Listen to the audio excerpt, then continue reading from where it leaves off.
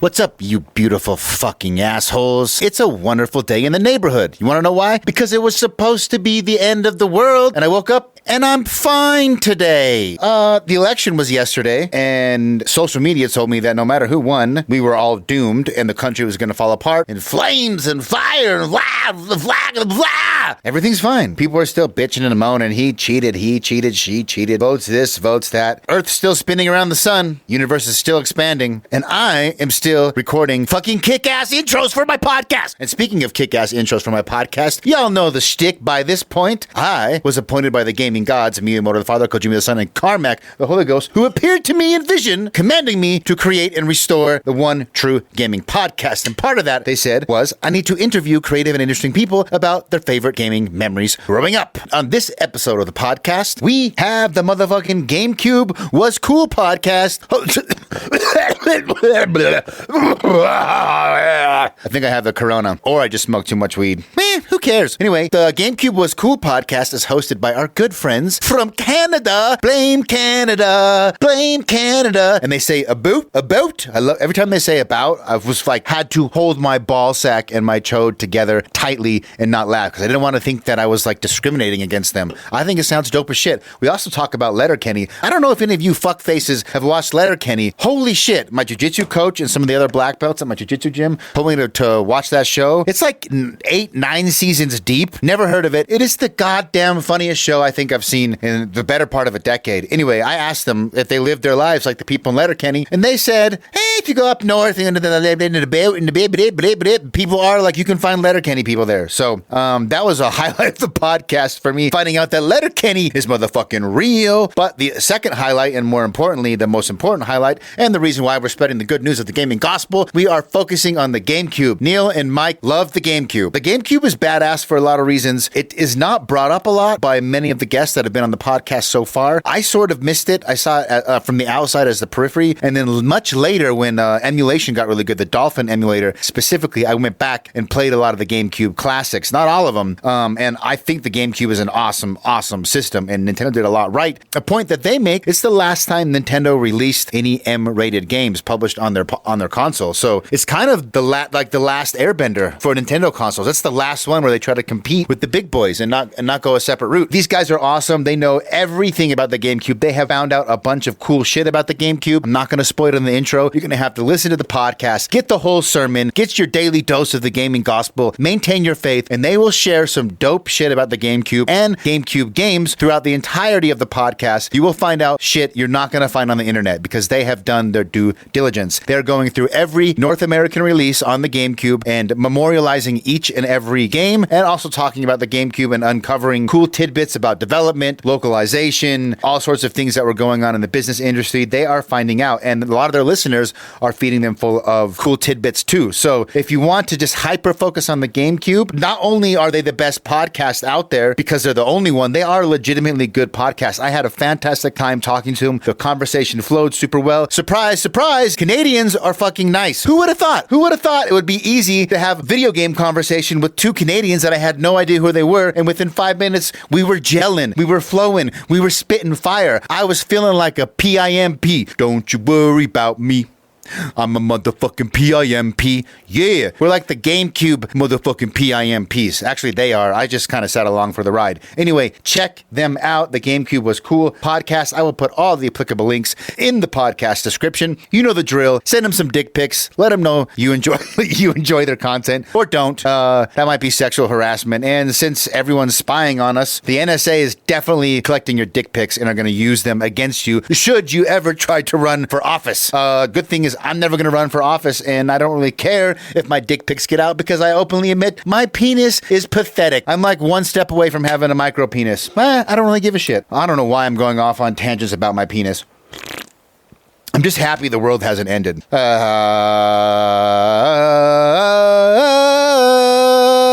The GameCube Was Cool podcast. That's what I was looking for. Check them out online, Instagram, Facebook, Twitter, on all your favorite podcast platforms. The GameCube Was Cool podcast. Send them the dick pics, like, follow, support their podcast. They are legit. They are doing it for all the right reasons. I had a fantastic time, and always spread the good news of the Gaming Memories Gospel. Like, share, comment, tell people about the podcast, and I promise you, the gaming gods will rain down blessings from heaven in such great magnitude there shall not be enough room to receive them. For those of you who don't know, that is a reference to the Bible. I believe Timothy? It's somewhere like at the end of the Old Testament. Mormons always use it to justify paying 10% in tithing.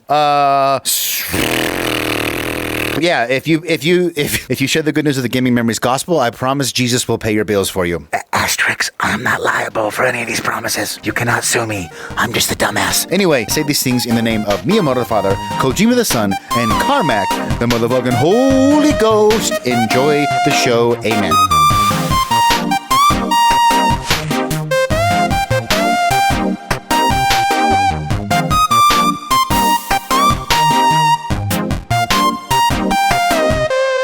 What's up, dudes? I stalked you guys like not that long ago, like 5 days ago. I don't know how. It's like someone's recommended account, and I'm like, holy cow, this is a podcast. Like, there's so many video game podcasts, and a lot of them are very. It's not that I have an issue with it. That like most of the main things have been covered, like news, current games. Oh, there's a lot of retro gaming podcasts that like they'll pick a game, do the history, development, cool informations. There's people who've written books that like that's all been covered. But I've never seen someone that's like hyper specific to just the console. So when that popped up, I was like, okay, I got to talk to these guys for sure. Yeah, no, we've been passionate about the GameCube ever since the early 2000s when it came out. That's how Mike and I bonded when we first met. We loved playing Mario Party and Mario Kart and all the multiplayer games, 007 Nightfire.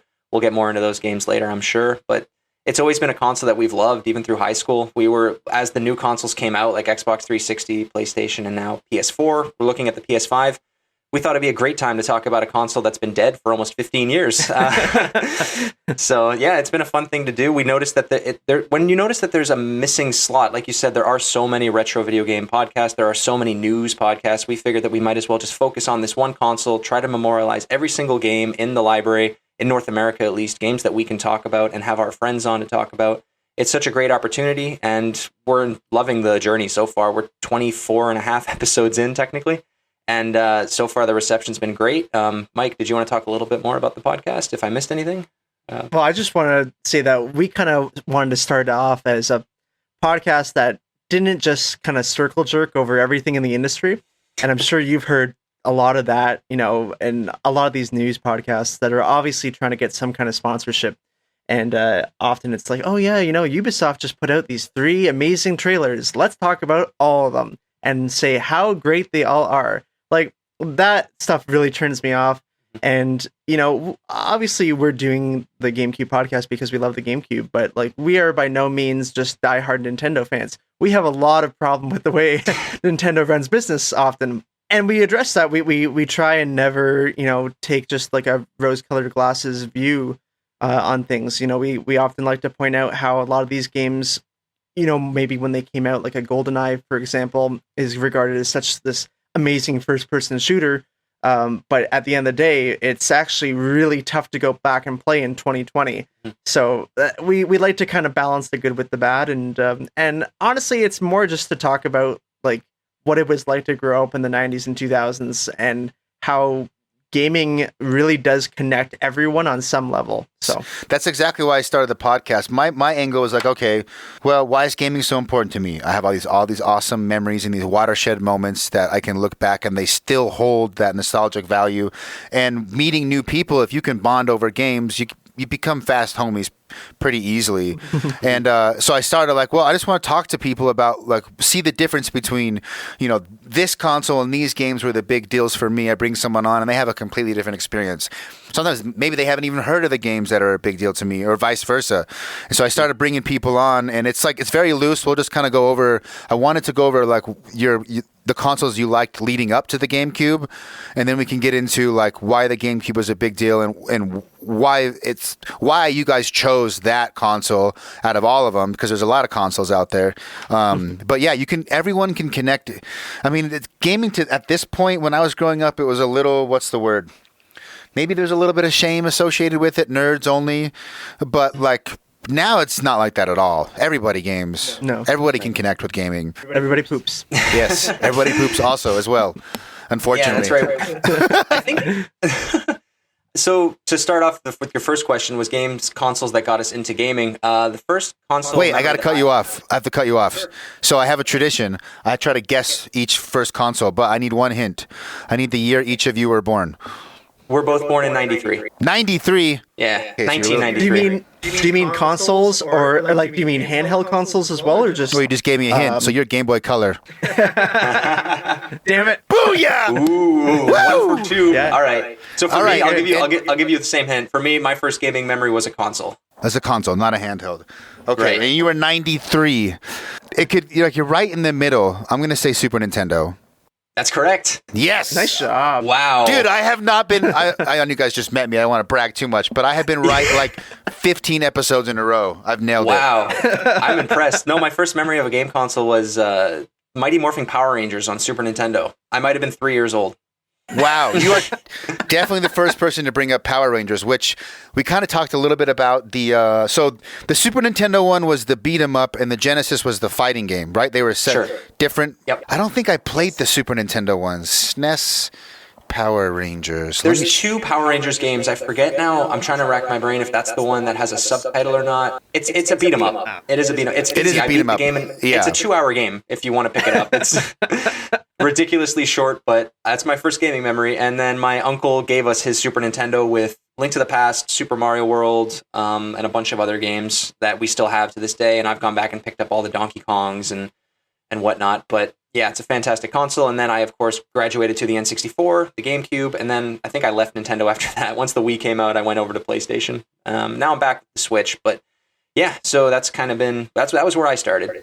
The Super Nintendo, and you both started on a Nintendo console, which I guess sort of Yes. makes sense. For a Game Boy Color, was Pokemon the big deal? Yeah, I had Pokemon Red and Blue. I think I actually somehow got both because at Christmas, people don't talk to each other, and I'm sure some aunt got me Blue, and Yeah, my mom dude, that's got awesome. me Red. Jeez. And so Pokemon was probably the first kind of game that for Game Boy Color. I was also really into Space Invaders, and there's a Pac-Man game for Game Boy Color because my dad really liked that stuff when he was growing up. And in bars, really, actually, not even growing up. But that's kind of where he played his Growing up games. in bars. So he was kind of a bit. He was a supporter of me like getting into games, I guess. I think I moved on to the Advance after Game Boy Color, and then that's where I played Super Mario World, I guess, which I always, when I was a kid, I just thought that was the first console that was on. I didn't know that was a SNES game. I didn't know SNES existed. And I never had an N64. My parents never got me any kind of consoles. I guess they thought that it would, Rot your ruin my brain. childhood or something. Yeah. Rot your brain. Yeah. Yeah. But they always like I had Color, Advance, and Advance SP. Just because we went on a lot of car rides and stuff as a kid, so they were like, "Here, have something to do." But yeah, I'm trying to think. Yeah, I guess GameCube. GameCube was The right after first that, and console. then- So for you, GameCube was Yeah. the first home console. it was the first. Yeah, first home console. You never forget your Yeah. first. Never forget my first. Yeah. I got it in 2000, Christmas of 2002, I think. Whenever the demo or like the Legend of Zelda Collector's Edition came out, they got that bundle for me. So I think it was Christmas of 2002, and then I got a Wii. And that I also left Nintendo for a while and went back with the Switch after the Wii. Played a lot of PlayStation. Never an Xbox guy, but mostly PlayStation. A lot of kind of got into the Dark Souls series pretty hard for a while. Uh-oh. And now back to some. We could turn this into a Dark Souls podcast. Too easily. Dude. I get really nerdy about lore, and Dark Souls has cool lore, and so for example, I'm listening. There's an awesome podcast. I don't know if you guys play JRPGs, but there's a awesome podcast called Retrograde Amnesia, where they go through an old school JRPG and they play. Two guys play it. Oh shit! There's Artorias. Praise the sun. Praise the sun. They go through they play a game together for like a week, and then they write notes, and then every episode is the gameplay segment. They have 55 episodes on Xenogears. And I'm like my 35 in, and it's like I've never seen anyone go so deep into one game, and I eat it up. And Dark Souls is the same way. I'm listening to Region Free Gamers podcast. They have a Dark Souls episode in there, so I can just get into the lore all day long. Oh, that's like that Vada Vidya, I think his name is, on YouTube. Yes. Who kind of goes over all the lore for Dark Souls. Because, I mean, that's the fun part about that is that there's so much stuff that you can have as headcanon. And you can really just create whatever story you want with Dark Souls with the all those great item descriptions. What games stand out to you for those early years? All ports, to be honest. Yoshi's Island, Super Mario World, Super Mario 64, which I had never played 64 on 64. I'd only played it on the DS, and so years later, I went back and played it on the 64. I was like, wow, this is so much better. And for us, for a DS game that we really bond over is, Kate, if you like games with lore and really deep story, is the 999 series on DS. Oh, yeah. Fantastic. The Virtue's Last Reward. There's 3 games, and it's a trilogy. It started on DS. It eventually migrated over to Vita, and I think it's on consoles now, right, Mike? You bought the PS4 version, didn't you? Yeah. It's a visual novel more than anything. Yeah. But it's so deep, and it's like a mix of Saw and Arby's. Ooh, an Arby's ad. All right. Not sponsored. Feels like an Arby's night. If you're looking for a roast beef sandwich with beautiful... Oh, okay, here we go. Pepsi. Must be Super Bowl time. No. We're looking at, what is this, 999 reviews? Yeah, so it's very... Don't be... If you're turned away by Japanese-looking games for whatever reason, don't worry about it. It's not super weebish, as people like to call it. It's...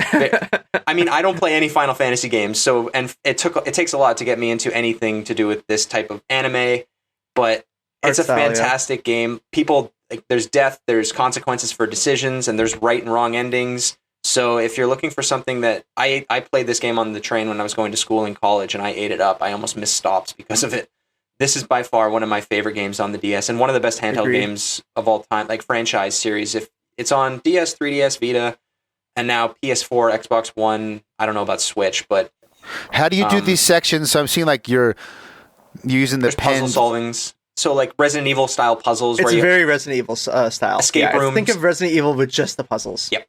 No zombies, but you are trapped in a ship of some kind. You need to escape. You have wristbands that explode if you do the wrong thing. So it's tense at times, and there's no voice acting. It's completely text based. There's eventually voice acting in the later games, but the first game is my favorite one in the series. And excellent. And the trilogy, like they all like to get the whole story, you got to play all 3. Yeah, but you really only need to. I mean, in my opinion, you really only need to play the first game. I think it just is miles above the other 2. Mm-hmm. If you only want to play the first game, it is a cohesive story. But once you play the second game, you kind of have to finish it. So it's a great game, standalone. The second game doesn't make any sense. No, if you only play the second or the third, it would make no sense at all. But definitely a handheld game that I would recommend. I've never tried a visual novel. People have been recommending Steins Gate to me as one to get in. I've literally never heard. I'm a pretty big video game nerd, and I have never heard of 999. So you guys, cool. It does happen every few episodes. I've never, but it's true. I never had handhelds. So yeah. So what was your first console then? Were you an NES kid or? Yeah, NES. I was born in '85, so NES. I had an NES and a Game Boy, Game Gear. I mean, I had everything. I bought a Genesis. Then I never had a Super Nintendo till much later. Like as a college kid, I bought it retrospectively. Genesis, PS1, 64 at the same time. Then PS2. That's it. No Xbox or GameCube. But like I texted you guys, my friend had all 3, and he had Star Wars Rogue Squadron. And I was like, God damn it, that game looks good. I wish I had a GameCube. Yeah, holds up. And then you stopped collecting consoles after that and switched over to PC mostly, or do you have any of the...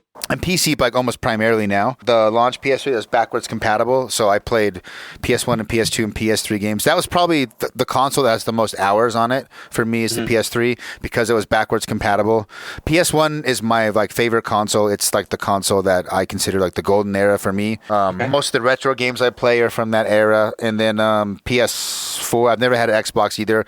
But Xbox Games Pass is dope as hell for PC. That's probably the best decision Microsoft has made with the Xbox in like 10 years, Mike. I don't know what you'd say, but they make the weirdest decisions as a company with just games that they make and franchises that they lean into. But the past few years, when they came out with Game Pass for, what is it, just a couple bucks a month, it's like a Netflix subscription and you can play every single game in their back catalog, is just such a good move for gamers. And if there are games in that library that you want to play, I think it's great. I would love to see Nintendo do something like that. I'm waiting for it. I would give them... You know they won't. I know. They came so close with the Switch, with the NES Pass, and now they have Super Nintendo on there, which is fine, but I've played Mario World 100 times already. I don't need to play it again. I'd love to play some N64 and GameCube games on my Switch, which we're getting a slow drip of these games. Like this year, we were lucky to get Pod Racing, which is one of my favorite N64 games, Star Wars Pod Racer. And then we're getting some random GameCube games on there. Like we got Jedi, Jedi Knights, I think, was on there, and Cell Damage came out. So we got just these random GameCube. Obviously, we just got Sunshine, which Mike and I willed into existence. But I would just love to have this catalog of, for $20 a month, you can play as many GameCube games as you want. I would give them $50 a month for that. So they probably... It's a classic Nintendo. They're going to slow drip games until they've milked it that way, and then they're going to come out with a subscription. After everyone else has become standard, it's subscription. Yes. Nintendo will be the last one to do it after they've extracted all the value from the old business model as possible. Yeah, maybe. It's just such a letdown when every month they do add games to that subscription every so often, and it's just so depressing when you log on and it's like, golf. Finally, NES Golf. I've always wanted to play Pilot Wings on SNES. Like, it's, I don't know.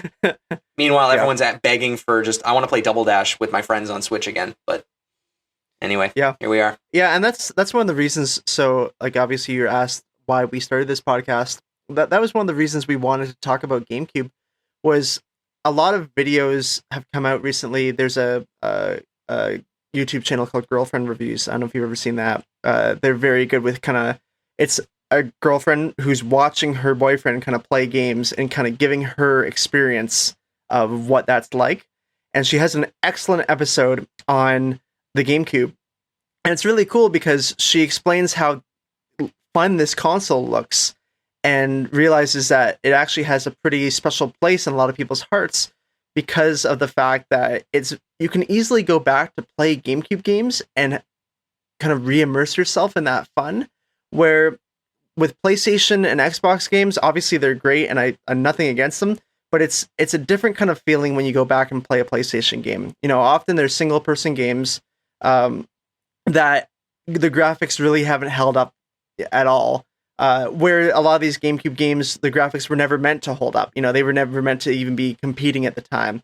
And a lot of them are these 4-person games that you remember fondly playing with, I don't know, your like little cousins or something, or playing at people's friends' houses. So, yeah, the GameCube kind of has gone into this special place recently where it's been in a lot of different media, and GameCube game prices have skyrocketed in the last couple years. So, yeah, that's another reason to talk about it again. I mean, game prices in general. I mean, not all consoles, but I had this question for another guest recently. Like, do you think the game prices skyrocketing is like a bubble, or is it the rarity of these things? It's just going to keep skyrocketing, and maybe they're going to get like crazy expensive, like otherworldly expensive.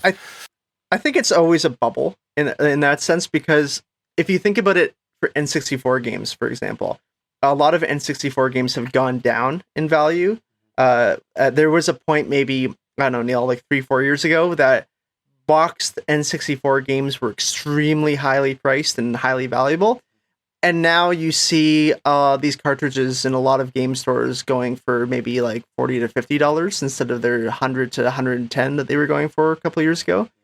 So I think it's all about who is in the market to be buying them. You know, GameCube is almost 20 years old now. The people who grew up with them are now having more disposable income. Yes. So it's almost like so you get these bubbles based on the next generation of kids as they get into their late 20s and 30s. They have the disposable income that they're searching, like they get into that nostalgia. So it's like maybe the 64 already had its run. All the percentage of the population that was very interested in collecting, it's already run its course, and then the prices drop down. That makes a lot of sense to me. Yeah, and it's about to happen with the Wii. So we've seen it, like Mike said, when I first got into video game collecting, it was around 2011, and that's when I was collecting N64 games, because that was my second console that I had as a kid, and I missed a few games on there, so I got them when they were just starting to spike. So I picked up games like Ocarina of Time for maybe $20 on eBay. It wasn't breaking my budget. It wasn't super bad. And then a few months later, about a year later, I was checking back on the prices, and some of the games that I got for $20 were going for 50. So I just jumped in before that bubble. I just got in the GameCube bubble as well. I was collecting GameCube games around the same time when I was picking up games that we've covered on the podcast, like Simpsons Hit and Run, which is a fantastic game on PS2 as well, if you haven't picked it up. One of the few really good Simpson games. Yeah. We have an episode about it as well, and it's a great. I've never gotten deep into the GTA franchise, but Simpsons Hit and Run, and I'm not even a huge Simpsons fan, but Hit and Run I played for about a month one summer when I picked it up, and I keep my receipts just to see this bubble go up and then crash back down, so I can see. I like to see what I paid for games, and that's the best way. So I think I paid $24.99 for it at a game store, and then when we went back to do the podcast episode, we always mentioned the price of the games at the time of recording, just as if people want to pick up the game, just to know what they're getting themselves into. It's in Canadian dollars, so it's obviously we like to make a good point that we're recording from Canada. But we did the episode on Simpsons Hit and Run, and it was $100, and that was only 4 years later, so it's quadrupled in price in that time. But it's funny because the GameCube version is 100 to 120, where the PS2 version is just 10 to 20, which is mind-boggling to me. That makes more sense because PS2's greatest selling console of all time. There's probably way more copies of that game on the PS2 version just out in the wild. For sure. Yeah. GameCube only sold 31 million. 22 is less than 22 million. Yeah. I don't even know. Yeah. and PS2 selling 150 million. Like, so obviously, you're right. There's going to be tons more. And now you're going to start to see Wii games going up in price because those kids that were young in 2007 are now, I guess they're 13. So within the next 5 to 6 years, they're going to start to get part-time jobs or full-time jobs once they leave uni.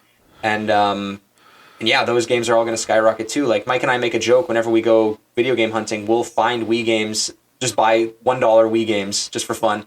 Just to play them. Yeah, but they'll never go as high as GameCube. Those games won't, but there will be certain games on Wii that you'll see you never would have expected to go up to $100 that will. Like the Mario Party games that you see that are usually $20. Mad World will be $100. Mad World, which I bought for $8 at Walmart when Wii games were being cleared out. So that's why I like to keep receipts, just to see what I paid and then eventually go back and check to see what it's worth now. Even though I don't want to sell the games, it's just cool to see. So, and then, like we said, GameCube games are very expensive right now, especially during 2020. They really went up around June, right after we started the podcast. Actually, it was funny. You started to see on threads and gaming forums just how expensive Double Dash was or Sunshine was, and it's coming to definitely a peak right now, I think. But it'll be interesting to see it go down once those collectors stop buying the games and once those games find homes, and it'll go down just like NES game. NES games were expensive too at some point, and some of them still are, but they do eventually level out. Nintendo also artificially inflates it by not having GameCube games being played anywhere. Yeah, it's weird because Neil and I talked about this recently, actually, because the GameCube had a ton of legacy collections, tons of these. They're like 4 Mega Man collections, I think. Mm-hmm. And they still come out with Mega Man collections today on new consoles. Yes, and dude, that's the best way. I'm glad you brought that up. So a lot of times what I'll do, there'll be certain games that are on older Nintendo consoles, but I will play the collection edition on GameCube. One, because those editions were like really solid. They already had improvements, a lot of the times like quality of life improvement. And 2, the GameCube emulator Dolphin is like refined to a T. It's amazing. So the best way to play some Nintendo games is to play like the collection on the GameCube version on an emulator. Yeah, Majora's Mask and Ocarina of Time, the best ways, in my opinion, to play those are on the collector's edition. And there's actually specific mods. I did a video about texture mods for the GameCube re-release of Ocarina of Time. There's a HD texture mod for that version, and it's like the best HD mod for Ocarina of Time. It's awesome. Oh yeah. Even like Sonic and just weird games that aren't even Nintendo games are better on Sonic, GameCube for some reason. The Sonic, the Mega Collection has a really rare game on it called Sonic CD that you can't find anywhere and like has never been physically released.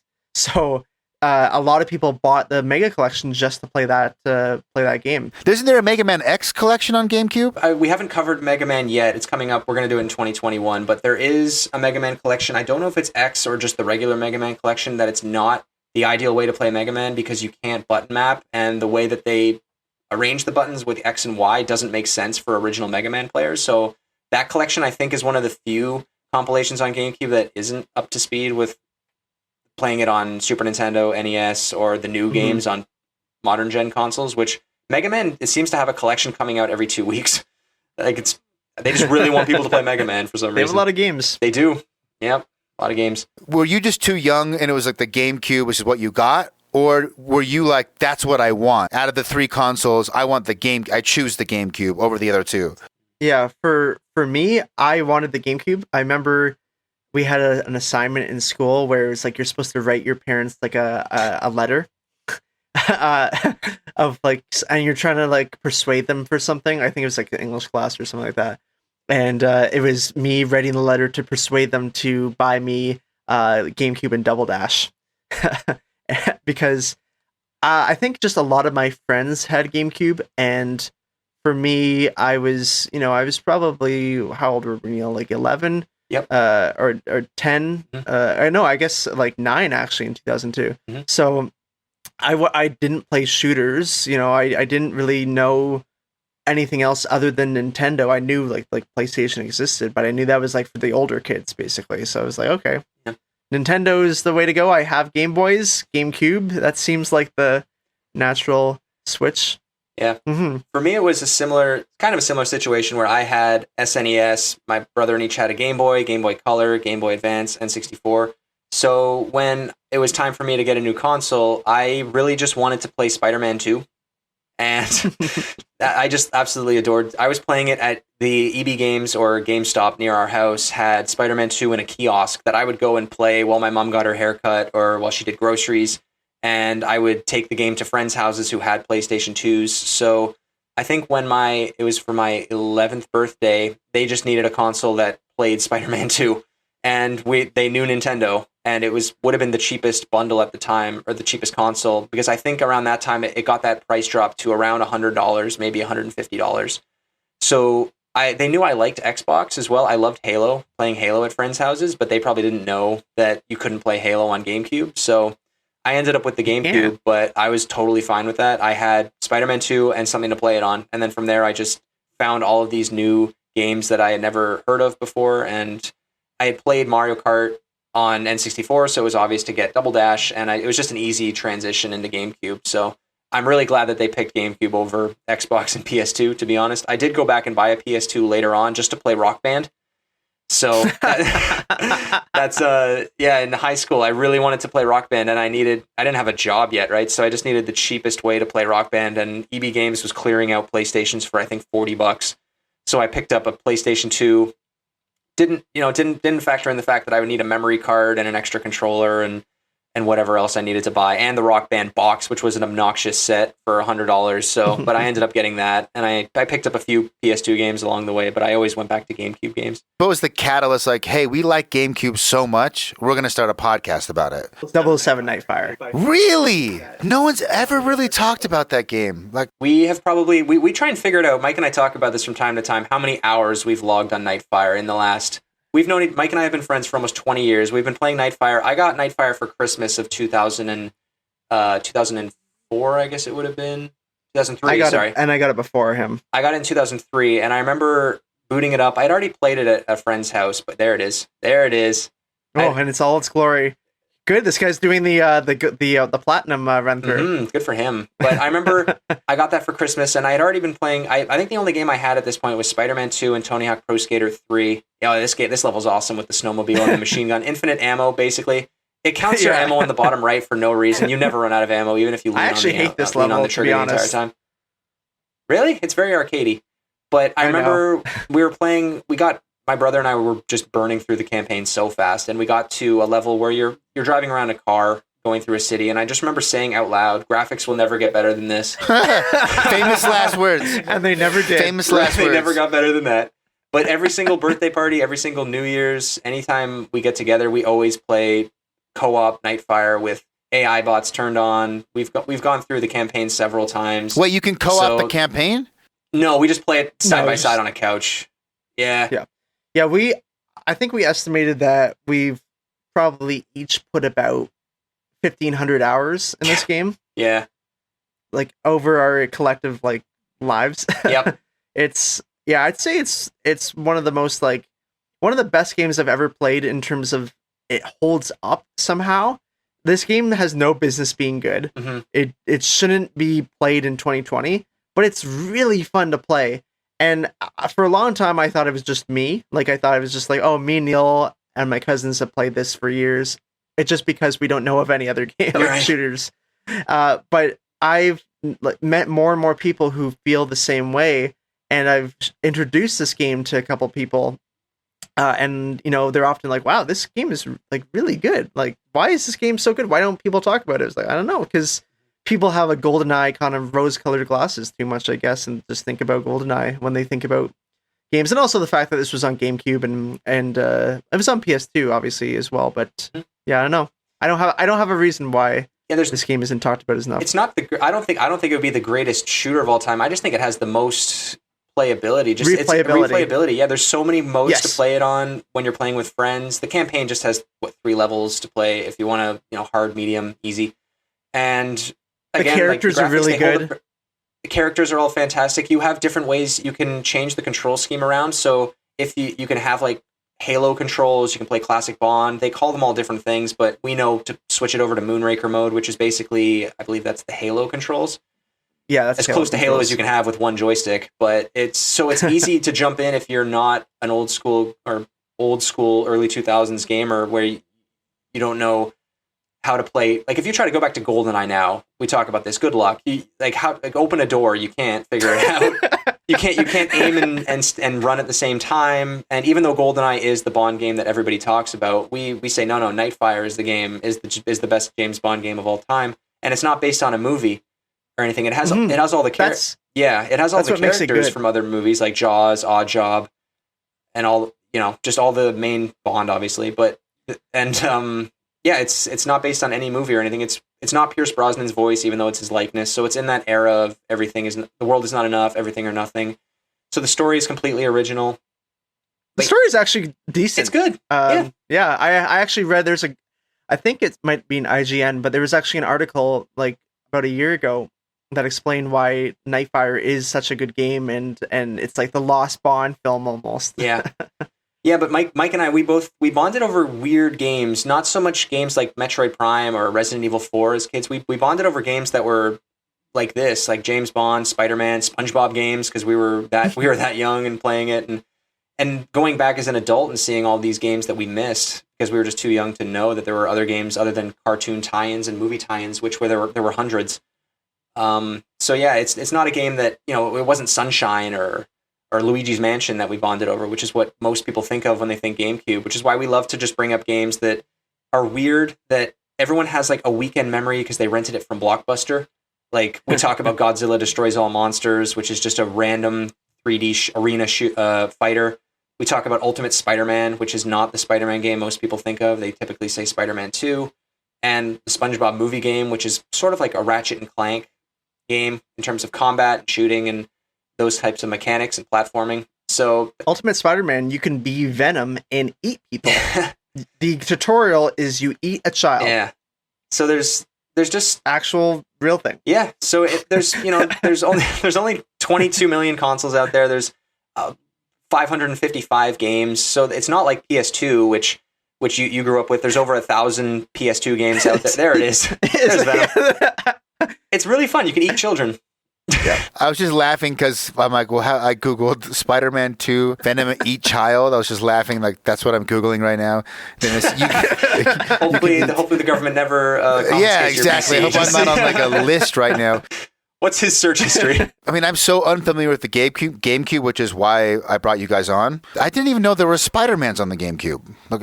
Either one of them. Yeah, a lot of people forget that, because I often ask people to come on the podcast, and they'll be like, oh, I know I didn't own a GameCube, I just had a PS2. It's like, well, actually, I'd say like 50% of the games that came to PS2 came to GameCube. Mm-hmm. So there's a good chance that you played it. I just need you to talk about the game. Yeah, and that's one of the reasons you mentioned why did you guys start a podcast dedicated to GameCube. One of the reasons was because this was really the last era where Nintendo was trying to compete with the other big guys. They were trying to make a console for teenagers or adults. They were trying to make something for hardcore gamers, and they were graphically on par with most PS2 and Xbox games. Some games look better, like Metroid Prime being one of the best looking games of that generation. So they did know how to harness the power of the console, and this was the last time Nintendo really tried to do that. Obviously, after the GameCube, we had Wii, which was a game for parents and young children with Wii Sports. So it was just cool to see them have a crack at just trying to make sports games and Need for Speed games, or not making them, but they were publishing sports games and Need for Speed games and shooters like James Bond and Call of Duty, and they were trying weird stuff like Geist and Time Splitters.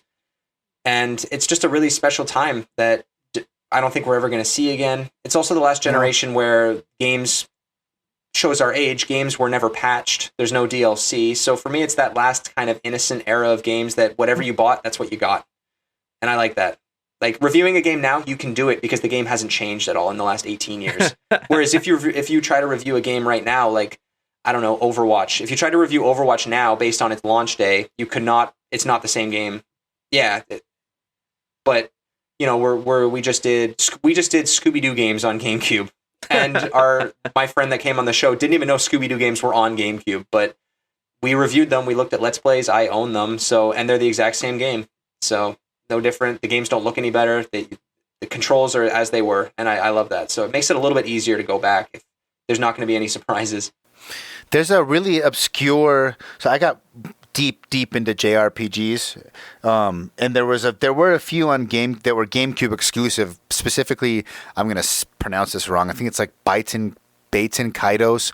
It's like Baiten Kaidos. It's like a JRPG card game, and JRPG heads say that's like a long lost gem that doesn't get enough credit because it was a GameCube. Yep. I think it maybe went to PS2 later, but I think initially it was a GameCube exclusive. I haven't tried it. That's like one of the few GameCube games. Have you guys played that, or do you guys play RPGs at all? No, neither of us are really JRPG fans. We're not even really RPG guys for the most part. Like, other than the odd game that comes out, like Witcher or Pokemon, technically are RPGs. No, we just did an RPG episode a few weeks ago, and we covered Crystal Chronicles. And since we're not fans of every genre, we try. Like, we're not racing game guys. We try to do as much research as we can on these franchises. And we get people on, and then we get our friends to come experts. On. Yeah. Mm-hmm. Yeah.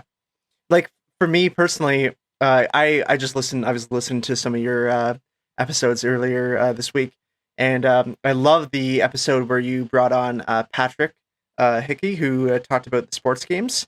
That was awesome because I'm actually a big sports games fan.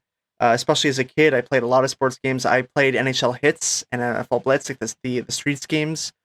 And so that was it's cool to hear people actually talk seriously, I guess, almost about the development of these games, because there's a lot of cool history. Patrick he's a freaking G. He's been on twice. Yeah. And I mean, I'm like homies with him, and he goes to work. I mean, it's hard to get people to talk to you and do interviews and track these people down, but he finds out like dope shit that you're not going to find anywhere else on the internet. I mean, once he puts it out in a book, it gets on the internet, then you can find it on the internet. But it's like, he finds shit that hasn't been found yet. And sports games is another one. I brought him on. I'm like, dude, I don't know anything about sports games. Just come on and just talk shit about sports games Yeah, and I mean, that's another reason why we've gone pretty deep into the research for GameCube, because there isn't a lot of good articles and good like Wikipedia entries about some of these games. Like, honestly, a lot of these GameCube games just have, one line and like the developer, publisher, and that's it. One reference line on Wikipedia.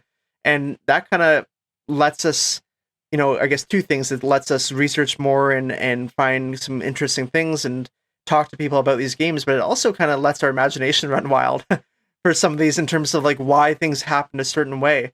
And that's something that Neil and I like to do a lot, is we'll speculate. We'll definitely speculate to try and, we'll see like what comes out of that. Sometimes we'll get people messaging us saying, hey, actually, like, I do know about this. Like, this is why this is this way. It's like, cool. Like, that's nowhere on the internet can I find this information.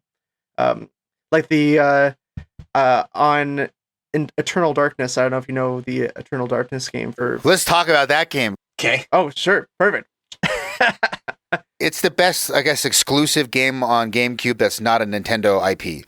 Right. Is it? Yeah. I don't think it's a Nintendo IP, right? It's made by Silicon Knights, who they're not a Nintendo developer. It was published by Nintendo, so I think it is technically a Nintendo IP. They just didn't develop it directly. We covered that game earlier on. It's one of our middle episodes, but yeah, it's a survival horror game, similar controls to like a Resident Evil. Infamous for messing with your head and breaking the fourth wall. Yeah, yes. and it's very much of a time because Neil and I were talking about how you really can't do that anymore because back in like 2002 when it came out, it was very common for your controller to just stop working. Yes. You know, or the game to freeze. Like, or your TV to change to TV and then that staticky screen, which just doesn't happen anymore. Yeah. So it was all these things that definitely could happen, and playing it like you're like, oh, okay, whatever, like no big deal, and then you keep playing it because it's called sanity mode, I think, right, Neil? Sandy mode? Sanity. Oh, your sanity meter. Sorry, yeah, sanity meter. Sorry, yeah. And so like the higher it goes, the more chances of these crazy things happening. And yeah, it gets really freaky when the controller like will disconnect right after you plug it back in. Yeah. That's when it's like, what's going on? And in that episode, we did a little bit of speculating on after we talked about it, because one of the things we like to talk about after we cover a game or a franchise is, where do you see this franchise? Do you see it coming back? Do you see it being remade? But we didn't think Eternal Darkness would ever be remade for that exact reason, was because the sanity effects just don't hold up anymore. But we kind of came up with the idea that it would be a really cool Netflix series where, while you're watching it, maybe your TV gets screwed with, or your phone, because your internet goes out. Exactly, your internet goes down, or you're receiving a call from someone who's not calling you, just stuff like that. Because everybody's watching Netflix and scrolling Instagram, right? Like, you're never just watching TV anymore. So while you're watching the Eternal Darkness Netflix or Amazon series, somehow it can screw with your phone like that. That's how we saw it being remade or coming back, not as a remake or Eternal Darkness 2, which they actually tried to do on the Wii U. I think it was a Japan exclusive, and it was called like Shadow of the Eternals. It may not even have ever come out. No, it didn't. Yeah, okay, so they're trying to bring it back. It failed twice with the Kickstarters, but that is an absolute gem in terms of, you mentioned hidden gems on the GameCube. Eternal Darkness is so good. And it's with lore, it's so heavy because it jumps across 2,000 years of family heritage and lineage. And it goes to parts of the world that they had to actually cut from the game because of 9/11 happening. And it's really weird with cultist stuff and religion. It's a T-rated game, or M. T or M? It's M. It's M. It's one of the few M games on GameCube, which, again, Nintendo would not publish an M game anymore if their life depended on it. And that's, again, the GameCube there's only a few M games on GameCube, and that was the last time they did that. So it's a horror game published by Nintendo, which we'll probably never see again. So that's why you gotta love the GameCube. It's turned into like the hidden gem online for GameCube. Like, you can't get into video games and start poking around and not see people talking about Eternal Darkness. No, like Mike and I were a part of a Facebook group, GameCube Enthusiasts on Facebook, and if you post a photo of Eternal Darkness any day of the week, any time of day, you're gonna get 50 comments, you're going to get 100 likes, and you're going to get how many people are telling you, yo, I just bought this game, or I can't wait to play it, or this game screwed with my head as a kid. You can post that game anywhere on it. We got 2 people to buy the game after we did our podcast. Like, they commented on Instagram. It was the only other game I remembered getting me, and it didn't get me, but I watched it. Even knowing the sanity meter and the effects and knowing what they are, and then watching it later, I could put myself in the, if I was playing this as a kid, it would mess me up, because I had one reference point to sort of help me get into that mind frame, which is in Metal Gear Solid 1, when you fight Psycho Mantis and he reads your memory card. And if you have other Konami games on the memory card, he'll start telling you details about your game save. Yep.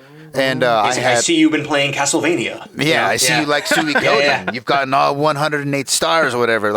And not understanding that the game was messing with me, and it made me feel spooky. Like, this is haunted. Like, this dude is got some paranormal, and that was a very mild version of what Eternal Darkness ended up doing. Yep. And so I can go back to that memory and be like, Eternal Darkness would have broke my brain had I got a hold of it at the right time. And Eternal Darkness and Metal Gear Solid 1 are very closely knit on the GameCube, because Silicon Knights made the developers of Eternal Twin Darkness. Snakes, They made the remake on GameCube, Twin Snakes, so they knew Metal Gear 1 inside and out. And that was I think that is one of the inspirations that they had to making a game based on that mechanic. And I can't think of any modern day games that screw with your head as much as Eternal Darkness did back in the 2000s. Like, there are great horror games today. That's not to say there aren't. There's like, you know, there have been weird ones that really caught on, like Slender Man and Outlast. But those games are just jump scares. They're not spook. Like, they're not screwing with you mentally, really. Like Mike and I, we really love to talk about it Until Dawn, that PS4 exclusive game, which is fantastic. But a game like Eternal Darkness just doesn't exist anymore. And it definitely is a cult classic that anyone should pick up, really, if you like that type of game. Yeah, the closest thing that I could think of when we were doing the podcast was Undertale. I don't know if you played Undertale, but pitch me on it, because it's like, it's also like an internet cult classic, and people keep talking about it. And I look at footage of it, and I'm like, I don't know, that doesn't look interesting to me at all. It's like Earthbound, kind of. Earthbound, That's like the best way to describe it. Yeah. It's very cool because I have no interest in Earthbound, and really no interest in like that world. And I picked it up because a lot of people have recommended it to me. It's an amazing game, 10 out of 10 for sure. But there is a part that is very Eternal Darkness-esque. When you are facing the final boss, basically, if you don't do something right, your screen keeps kind of reloading itself, and this character from the beginning of the game keeps kind of popping up and saying that your save is deleted. It's kind of messed up. Like it freaks you out. What everyone says that game is like 10 out of 10 without spoiling. Like, what makes it so good? Especially, I'm interested because you said you're not historically into like RPGs and like that style of game, yet Undertale's a 10 out of 10. Is it the writing? Is it the story? I'd say the writing is excellent and very much, in line with like what a great story should be. The fact that they do so much with so little, it's only one guy who did the entire game, created it, developed it, wrote the music to it. It was just a passion project from him, Toby Fox, and it really, I don't know, it immerses you in a Pokemon-esque way in terms of, you're really like in those kind of graphics, but it also kind of messes with your head as you go along, and you're really trying to figure out why you're even playing this game at this point. Mm-hmm. It's a short game, but it's so simple on the surface, and it's like an iceberg. There's so many layers, and you can play it really however way you want. You can play it just as a quick story, or you can play it as this deep understanding of like human existence. and it like I have chills just talking about it right now, because there's a couple of like moments where you really are like questioning everything about why you're playing this game. So that's all I can really say without completely spoiling. Yeah, when you first start up the game, you think it's like a happy game, kind of like Pokemon, where you're going on this grand adventure and everything's going to be great and fun, and you're gonna have a rival, and you're gonna fight bosses. But then it just takes a turn to like a very dark, a slow turn. Yeah, and it makes you start to question your decisions. Like, why did like you'll be fighting an enemy, and just like in any other game, when you're fighting an enemy, you'd obviously think, I got to kill this guy. But then you'll start to question, like, well, do I have to kill these guys? And you can get out of battles without killing things, and that changes. Well, I won't spoil it, but your decisions on what you do in battle affects your ending and affects how your character goes through the game. And for me, what makes a game good these days is that there's just so many games out there, just like there are so many podcasts out there.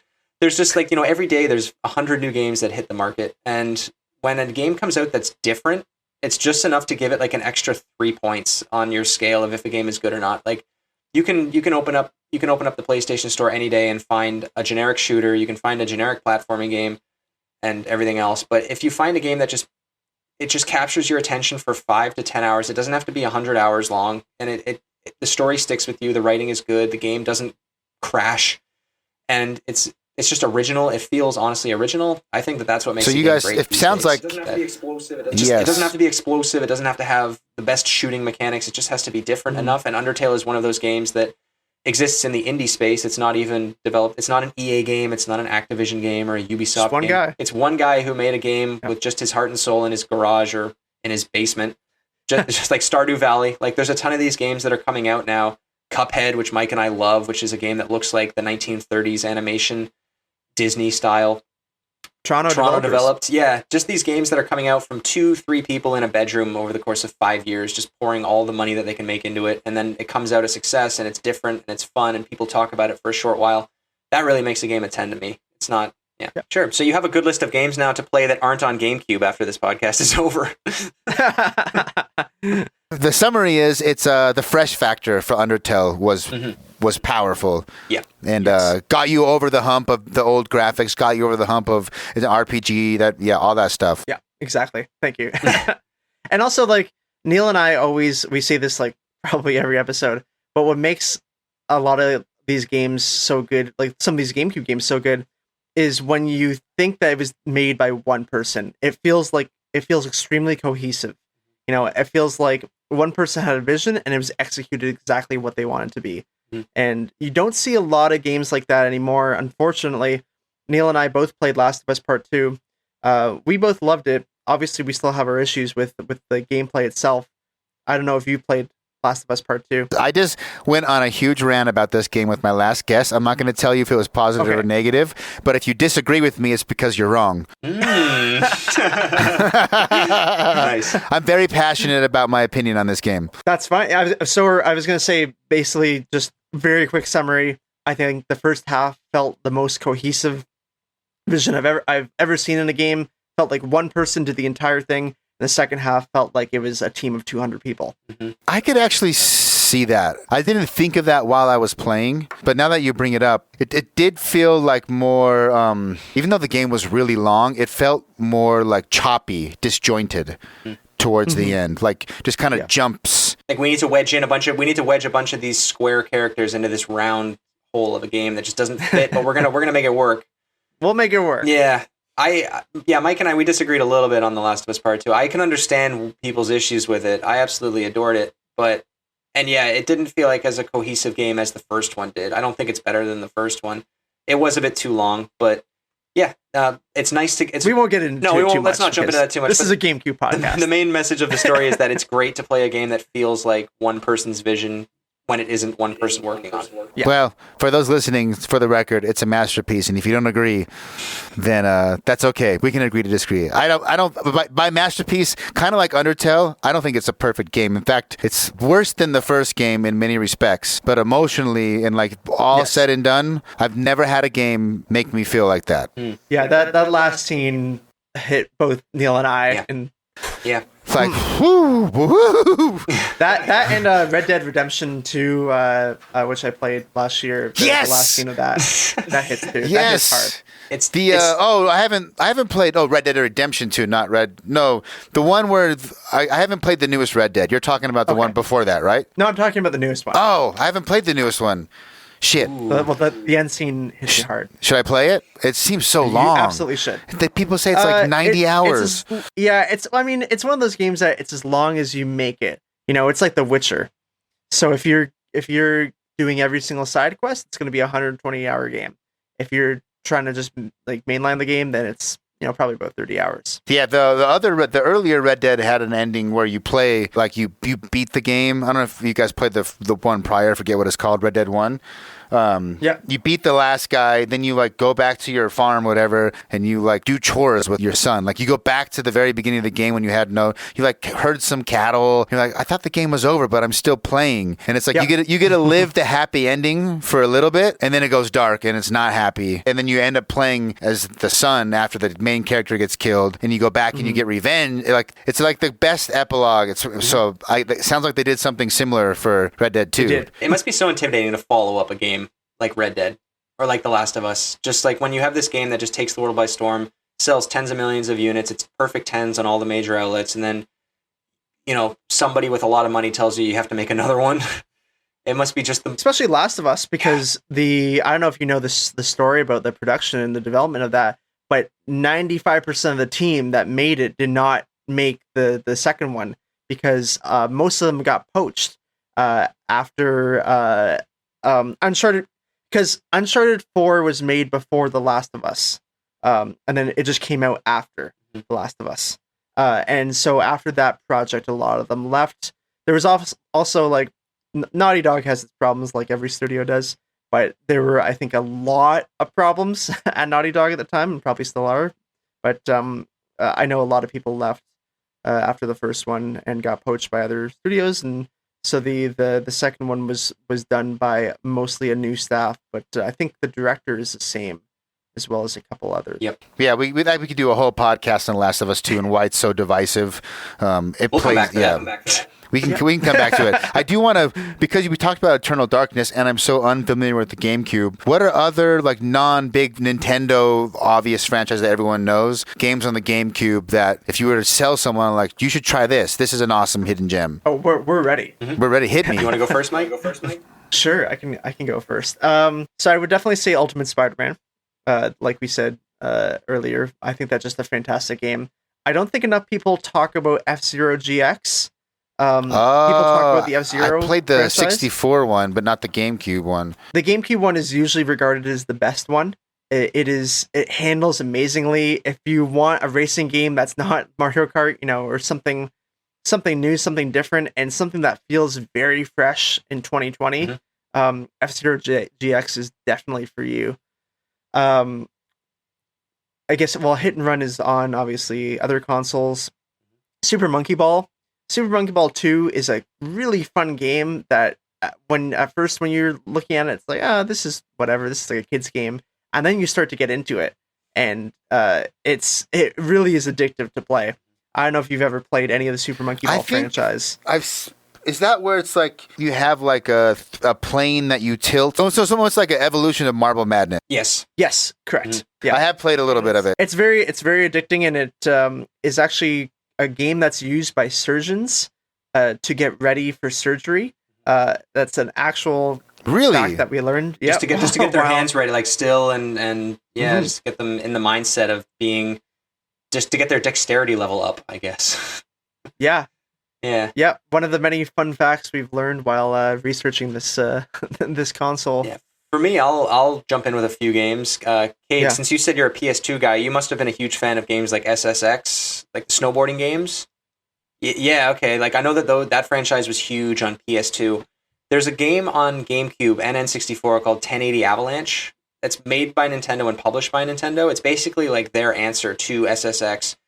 And it's a fantastic I played 1080 game. on 64. I didn't know there was a 1080 on GameCube. There is. It's one of those weird sports franchises that Nintendo tried to make a first-party franchise out of. Just like Wave Race, there's also a sequel to Wave Race on the GameCube, which these games are both fairly inexpensive. I think you can normally find them for $20. So if you like those extreme sports games, the soundtrack is interesting. It's got Finger 11 as the main band on there.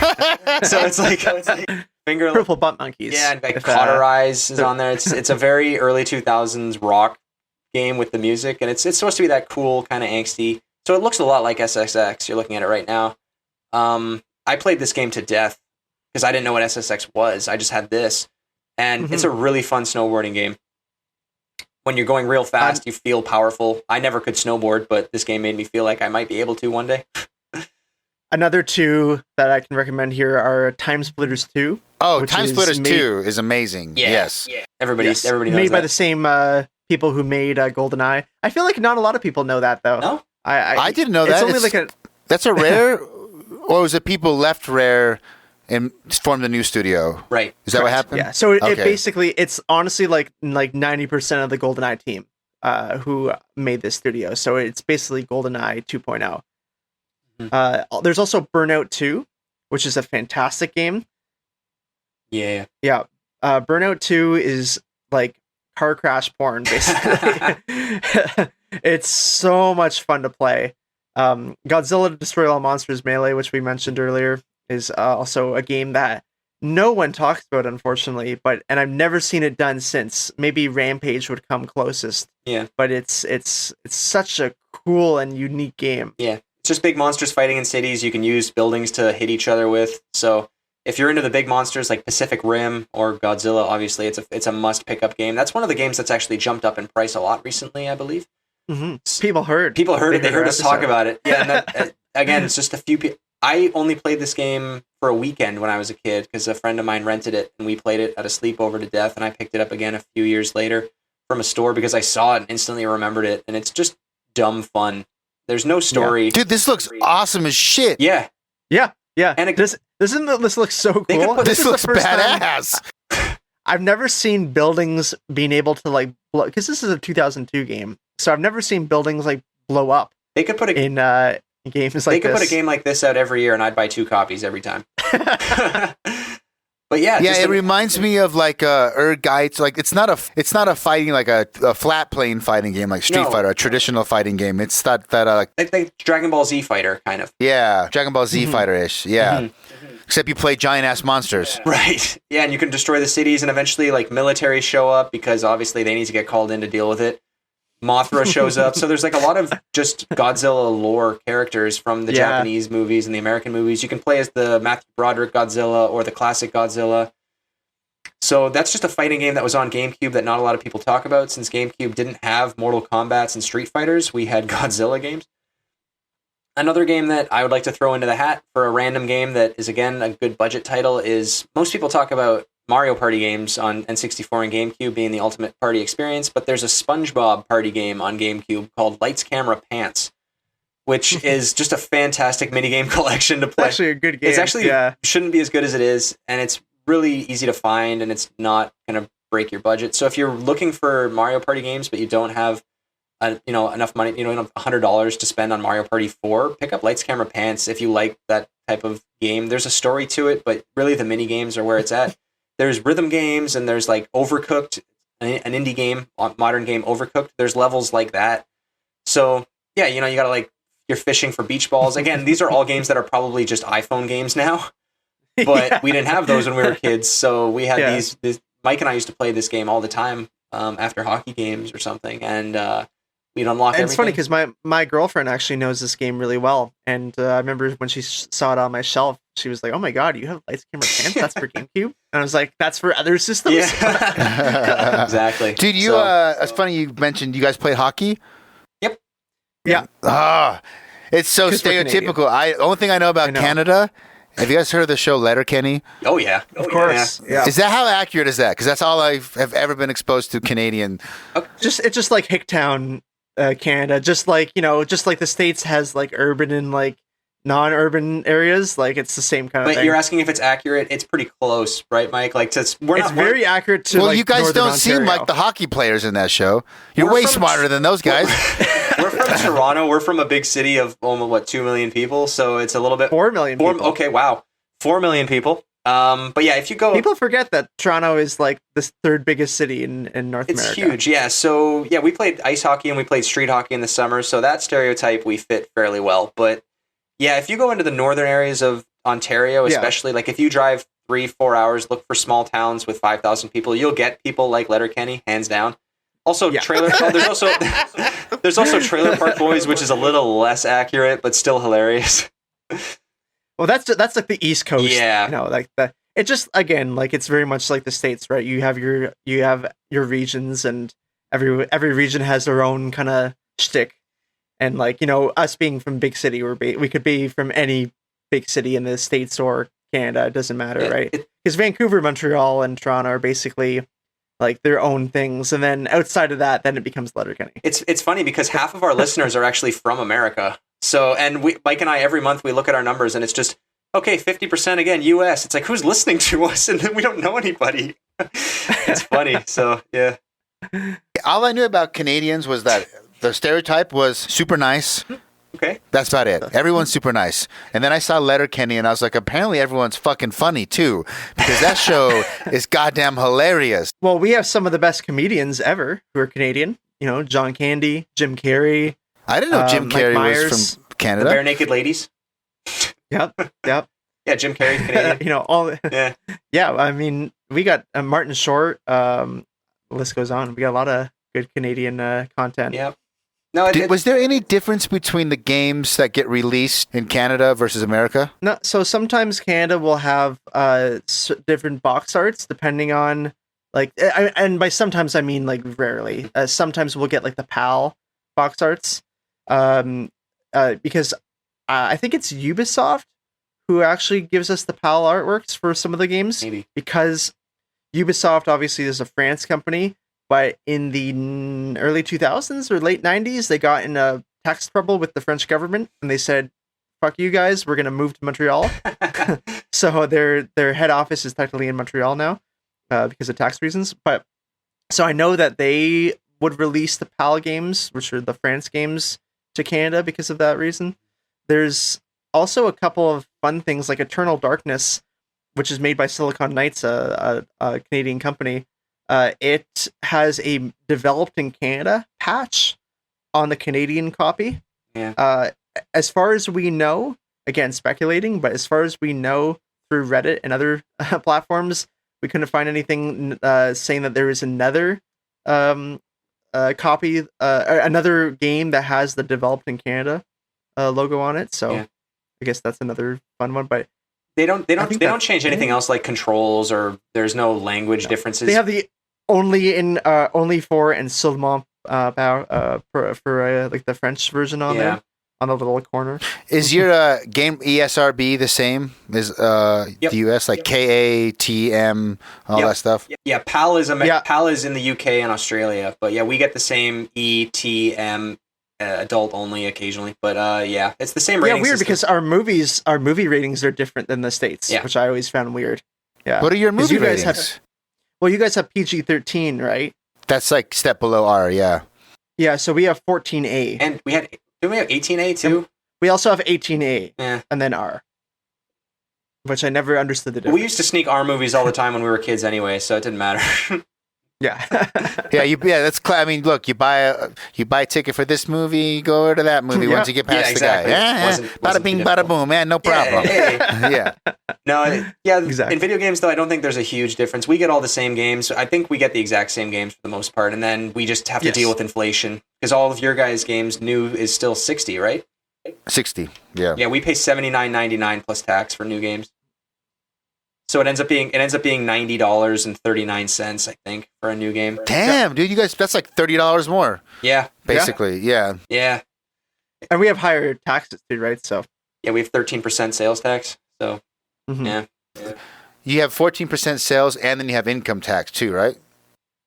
Yeah. Yep. Yes. Oh yeah, we get lots of taxes, but we get free healthcare, so I'll take it. I don't mind. It seems like you guys.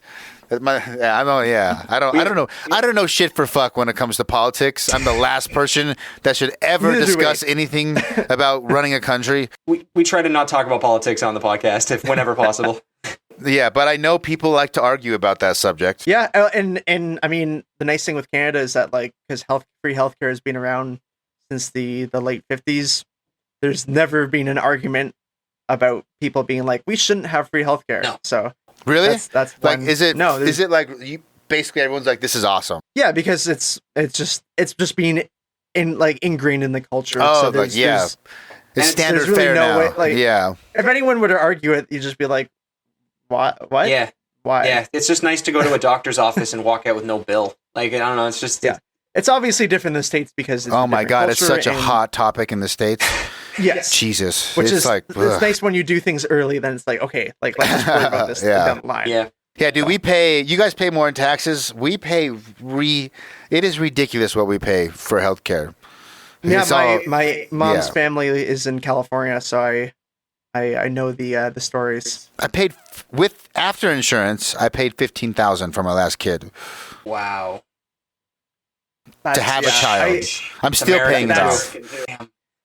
Well, there's a scene in The Office, when Pam has her I think second kid or something, and she comes back from like maternity leave, and it's like I had 12 weeks off, and I was like, oh, I think she like made like they think they messed up. Like, I think she meant months. And my girlfriend's like, no, that's weeks. What do you mean weeks?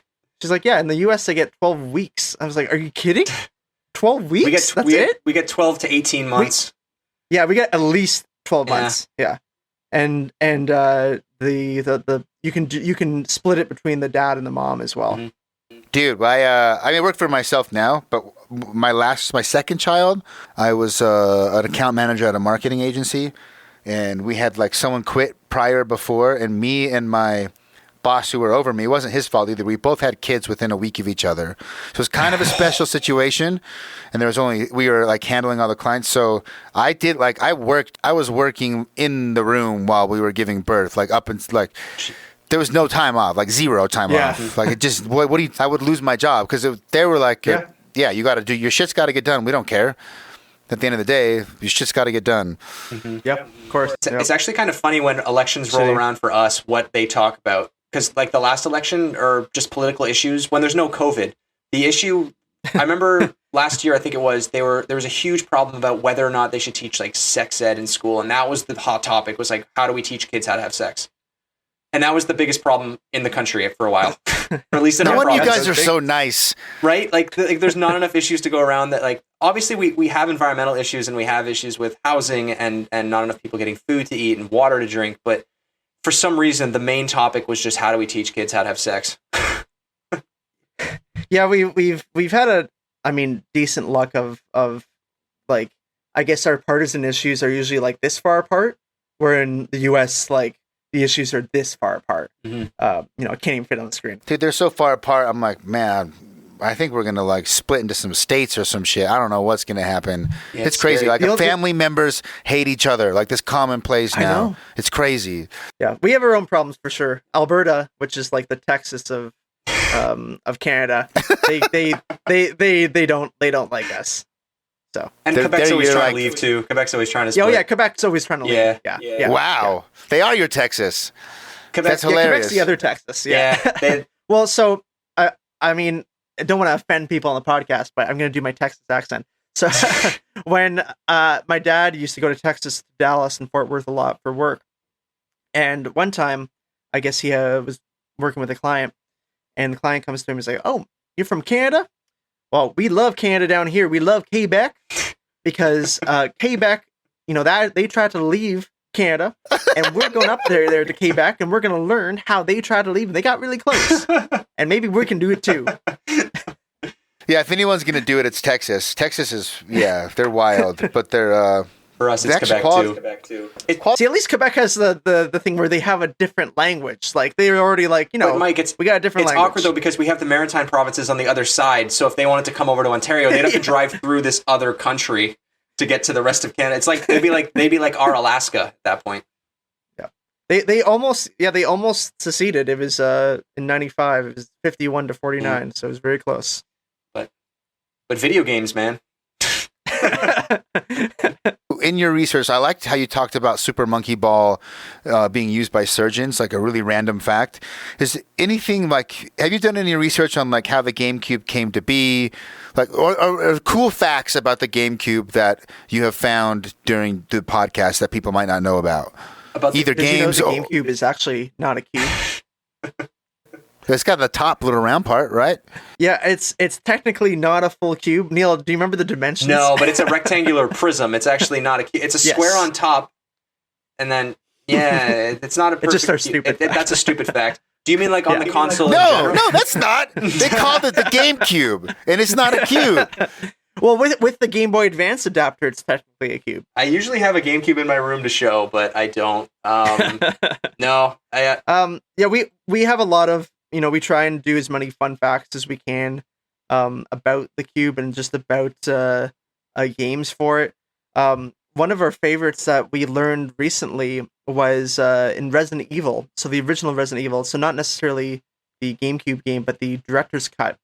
It was all the composition was done by an apparently deaf composer, and he did music for the Olympic Games in '98 in Nagano, and he's like supposed to be like the Japanese Beethoven, and he came out in 2014 saying that he is actually not deaf, and he actually got someone to ghostwrite all of his compositions. So all the score for Resident Evil was actually not done by him; it was done by a ghostwriter, and he wasn't even deaf. Wow! Why did he someone find out and he had to like proactively own it?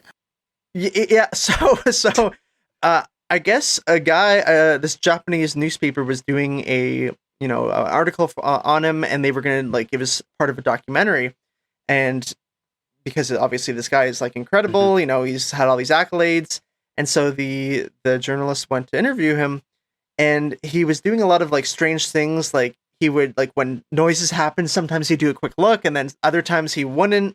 And when he would ask him about his music and about his composition process, it changed every time he asked them. And it just kind of got farther and farther that the journalist took it on himself to be like, okay, I'm going to do some more digging here. And I guess, long story short, he found this ghostwriter who'd been writing a lot of his stuff, and then the guy kind of admitted that most of his stuff had been ghostwritten, and then right after that, he admitted that he is actually just hearing impaired. He's not fully deaf, and so that just kind of put another layer to the crazy story.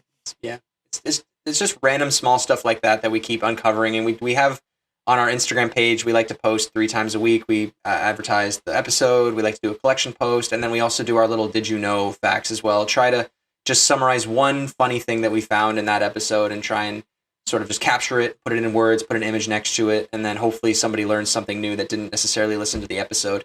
And yeah, like a good one for Final Fantasy for Crystal Chronicles. So Square developed Crystal Chronicles, even though they were also developing the mainline Final Fantasy games because they needed money. And so there was an agreement with Sony that they could make Crystal Chronicles only for the GameCube as long as it didn't impact Final Fantasy sales on the PS2. Mm-hmm. Yeah, how do you define not impact sales of the PS? It's like that's why they had to make it like that cutesy multiplayer style, like a totally different style of game. Yep. Yes. Okay. Like they couldn't literally make a Final Fantasy 9 or 8 on GameCube and then sell it as they had to make something quite different. They had to make it completely different from the story, a spin-off. And it didn't obviously impact the sales of Final Fantasy games, but that's why there hasn't been a mainline Final Fantasy, 11, 12, 13, 14, 15. It never comes on Nintendo consoles. We always get spin-offs like Tactics, and then Kingdom Hearts games appear on Nintendo consoles. So Square Enix have to kind of like the mainline spin-offs. Square Enix games like Final Fantasy 15 never comes out on Nintendo consoles for that reason. So because Sony owns a large portion of Square Enix, I think they still do. In the 90s, they bought 19% of the company's shares. So they have a large controlling stock. I did not know that. Yeah. I should know that. Damn it. You do? They might have more, they might have less now, but again, we're stuck in the 2000s, so who knows at this point.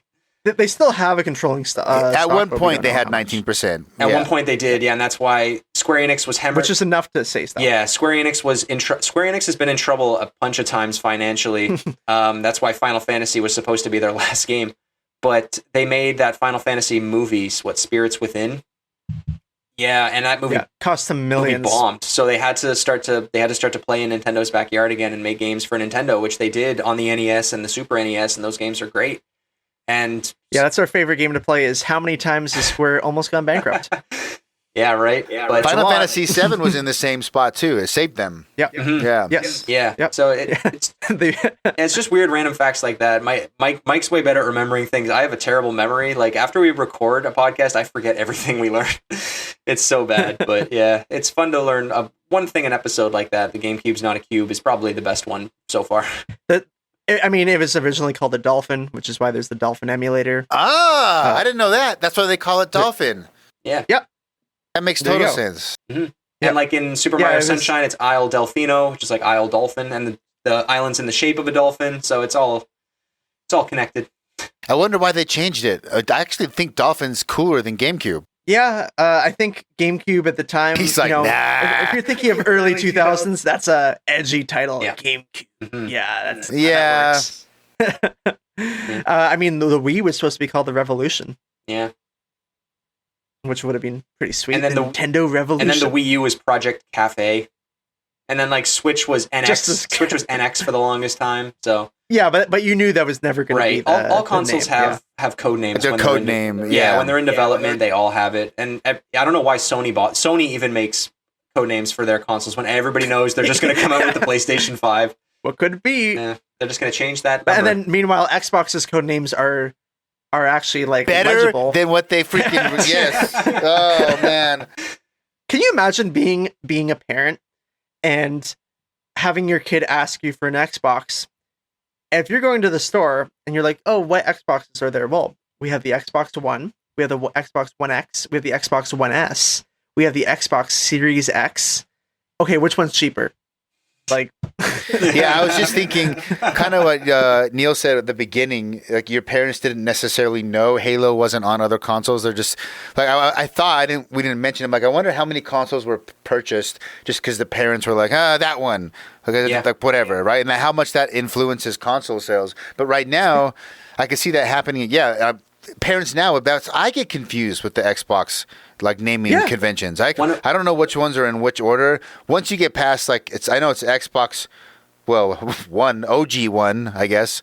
Yeah. Xbox original one. The original Then Xbox three- is what they call it. Original Xbox. Which is what we called it back in early 2000 was, hey, do you want to go play Halo on my original Xbox? And then Apple 360, I actually don't. It's one, right? Yeah, Xbox One. And then Xbox One S, and then X. No. See? Yeah. Yeah? Surprisingly, yes. Okay. And now it's the Xbox Series 1. Well, because Series the X. problem is Series X. Series X, yeah. Because the problem is that they went Xbox One, and then the PS4 came out with like their PS4 Slim and PS4 Pro, and so the S is like the Slim version, and then like the X is like the Pro version. Yeah. But and- you know, the Slim and Pro, I know exactly what that means. Maybe you should just do that. It's so funny though, like even just with games too, like one of my favorite stories was the year that Mario Kart came out on Switch, Mario Kart 8 Deluxe. One of the highest selling games on Amazon that month, that Christmas, was Mario Kart Wii. Because parents were because parents were just, they didn't know, right? Or grandparents, they just probably typed in Mario Kart and the Wii version came up, not the Switch one. So Mario Kart Wii was one of the highest selling games that month because of confusion. So many poor kids. God damn it, I can't play this. And I worked in EB Games for a couple months there, like just haul it seasonally just for fun. And it was so bad how this was when the Wii U was out, just how much confusion there was around the Wii U and even PS4, like parents complaining that they just bought a PS3 for their kids. And I was like, well, that console's been dead for 10 years. I don't know what to tell you. Yeah. Oh, you gotta tell them your my favorite story about you working at GameStop. Okay, so the best story was, this was the year that, did you ever play the Tomb Raider games, like Rise of Tomb Raider? Okay, so the new games, Rise of Tomb Raider, are fantastic. But my favorite story was this guy came into our store and he's like, I want to get that new Tom Brady game. And we were just like, oh, Madden, like Madden 17 or whatever it was. And he's like, no, it's not a football game. It's like, or it's not Madden. It's called Tom Brady. And we were like, sir, we've been playing video games for 20 years. There's no game called Tom Brady. And he's like, it's the one about the girl on a mountain.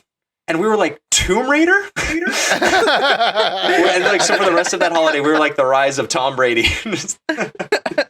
Dude, I worked at a GameStop too for a while. I didn't know you worked at GameStop. Or video game shop. EB Games in Canada. Yeah, I worked there I was between jobs for a bit, so I worked seasonally from like November through Christmas. Just, it was a fun game. I did the same thing for Christmas time. Yeah. I worked there. The time to do it. It's And fun. it's fun. I got myself a Wii, and I definitely took some cash on the side to pop some people up on the priority list for the Wii.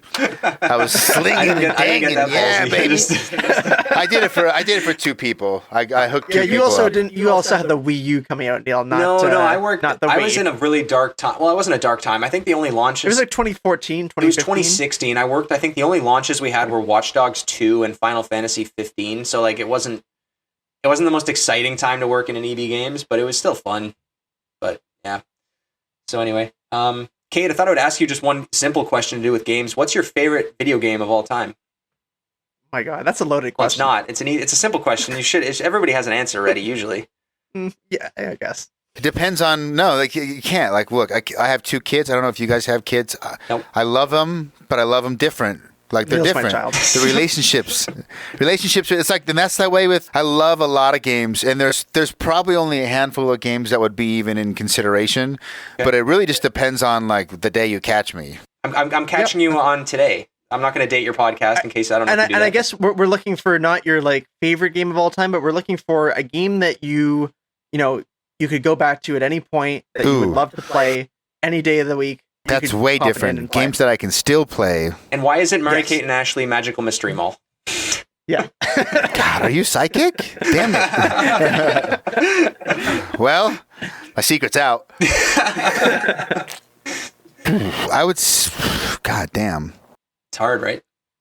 Going one that I can still play. Okay, that makes it easy. But by specifying your definition of I can pick up and still play all the way through Castlevania Symphony of the Night. Nice. Good choice. Yeah, that's good. Yeah, That's I one of can those play games through with the that. twists halfway through, man. That castle flips upside down. You got a whole new game to play. Yeah, that was for me. That was a twist that because I beat it. I didn't have. I mean, we had the internet. I think I might have like had access to the internet like as school or something. At the Isn't it weird to be able to talk about that? Like, I think I had the internet. You know? Yeah. Like I do remember I found out that there was a second. I beat it right and the wrong way. I beat it the wrong way, and then I went to my friend's house and he's like, "Did you get the sunglasses, bro? Whatever they're called, the holy glasses? Yeah. Like, what are you talking about?" And then he like showed me, and I'm like, "Wait, what?" There's a whole nother hat. Wait, I like ran back home and then did it. It was like I cannot believe I missed half this game. You never would have known if you didn't ask a friend, which is just that time of games pre-internet, pre-YouTube, pre-IGN, and all those outlets where you could know everything about a game before it even came out. Yeah, for me, I would say for the longest time it was Super Mario World on and SNES. That was my favorite game of all time. But then Breath of the Wild on Switch came out, and that's now my favorite game. The Legend of Zelda: Breath of the Wild. I logged over 200 hours on it in just a few months. Beat it. I know a lot of guys like that. That Breath of the Wild got them in a way where they've never had a game catch on like that before. I wasn't expecting it at all. I was addicted to it. I was playing it every minute I could. I was trying to get every leaf or seed or whatever it was to collect. Korok. Don't you get like poop as your reward or something? Yeah, if you got like all a total troll. 999 of them, you got like a golden poop. Yeah, golden poop. It was completely not worth Props, it. Nintendo. There was just so much to uncover, and I had not really played too many large open world games before, so when you're just exploring this mountain and then you turn a corner and there's just a dragon chilling there, I had never seen, nothing like that had ever happened to me before. I was just being surprised at every corner, and you'd see something in the distance and you'd go to it, and then there'd be this whole new village that you hadn't seen, even though you were 150 hours in. So that's the game that I go to now for my favorite game of all time. I remember when I first played that, all I could think of was like every kid who plays this as their first Zelda game is never gonna want to go back to anything else Zelda. Yeah. Because it just, I mean, obviously I love almost all the Zelda games, but this game just completely changed the way that a franchise can operate. And so it's not my favorite game of all time. Mine actually is Deus Ex Human Revolution, which is probably a strange pick. No. That's so. Yeah, I'm glad you picked that. I'm like sci-fi and mechs are like Christ's blood and wine, whatever at the church. Like I forget what it's called, but and Human Revolution. I was really let down by Mankind Divided, but Human Revolution was game changer for me. I loved that game. Yeah. It was. I played it in first year of university when it came out, and I took like a media studies and psychology and like all of this kind of like that culture, I guess. And so we talked a lot about post-humanism, transhumanism, all this kind of stuff. And so when I started playing Deus Ex, I'm like, oh my god, it dovetailed. It dovetailed right with where you were at. Yeah, God, that game's good. That was when I had just started getting back into video games. I took probably about high school. I basically didn't really play games at all, other than maybe Smash Bros. And party games, but nothing crazy. And when I went to university, I was living with a house of 5 guys, and someone had a PS3 and someone had Human Revolution. I was like, oh my god, what is this? And I played that. I'd say at least 20 times I've played that story. I have. Damn. That's like you're bringing back all these memories. I had Mankind Divided had kind of like, I'd forgotten. I'm like, oh, Deus Ex sucks because I keep thinking about Mankind Divided. But Human Revolution, the story, like the twists. The only thing I didn't like, what you can fix on the PC, is the gold filter. You can like mod that like gold color scheme filter thing out. And there's actually a lot of, I replayed it again the third time with a bunch of mods, and it was they came out with like the equivalent of an anniversary edition. I forget what the naming convention was. It's like it was like Ultimate Edition or something. Director's Cut. Director's Cut. Yes. Yeah.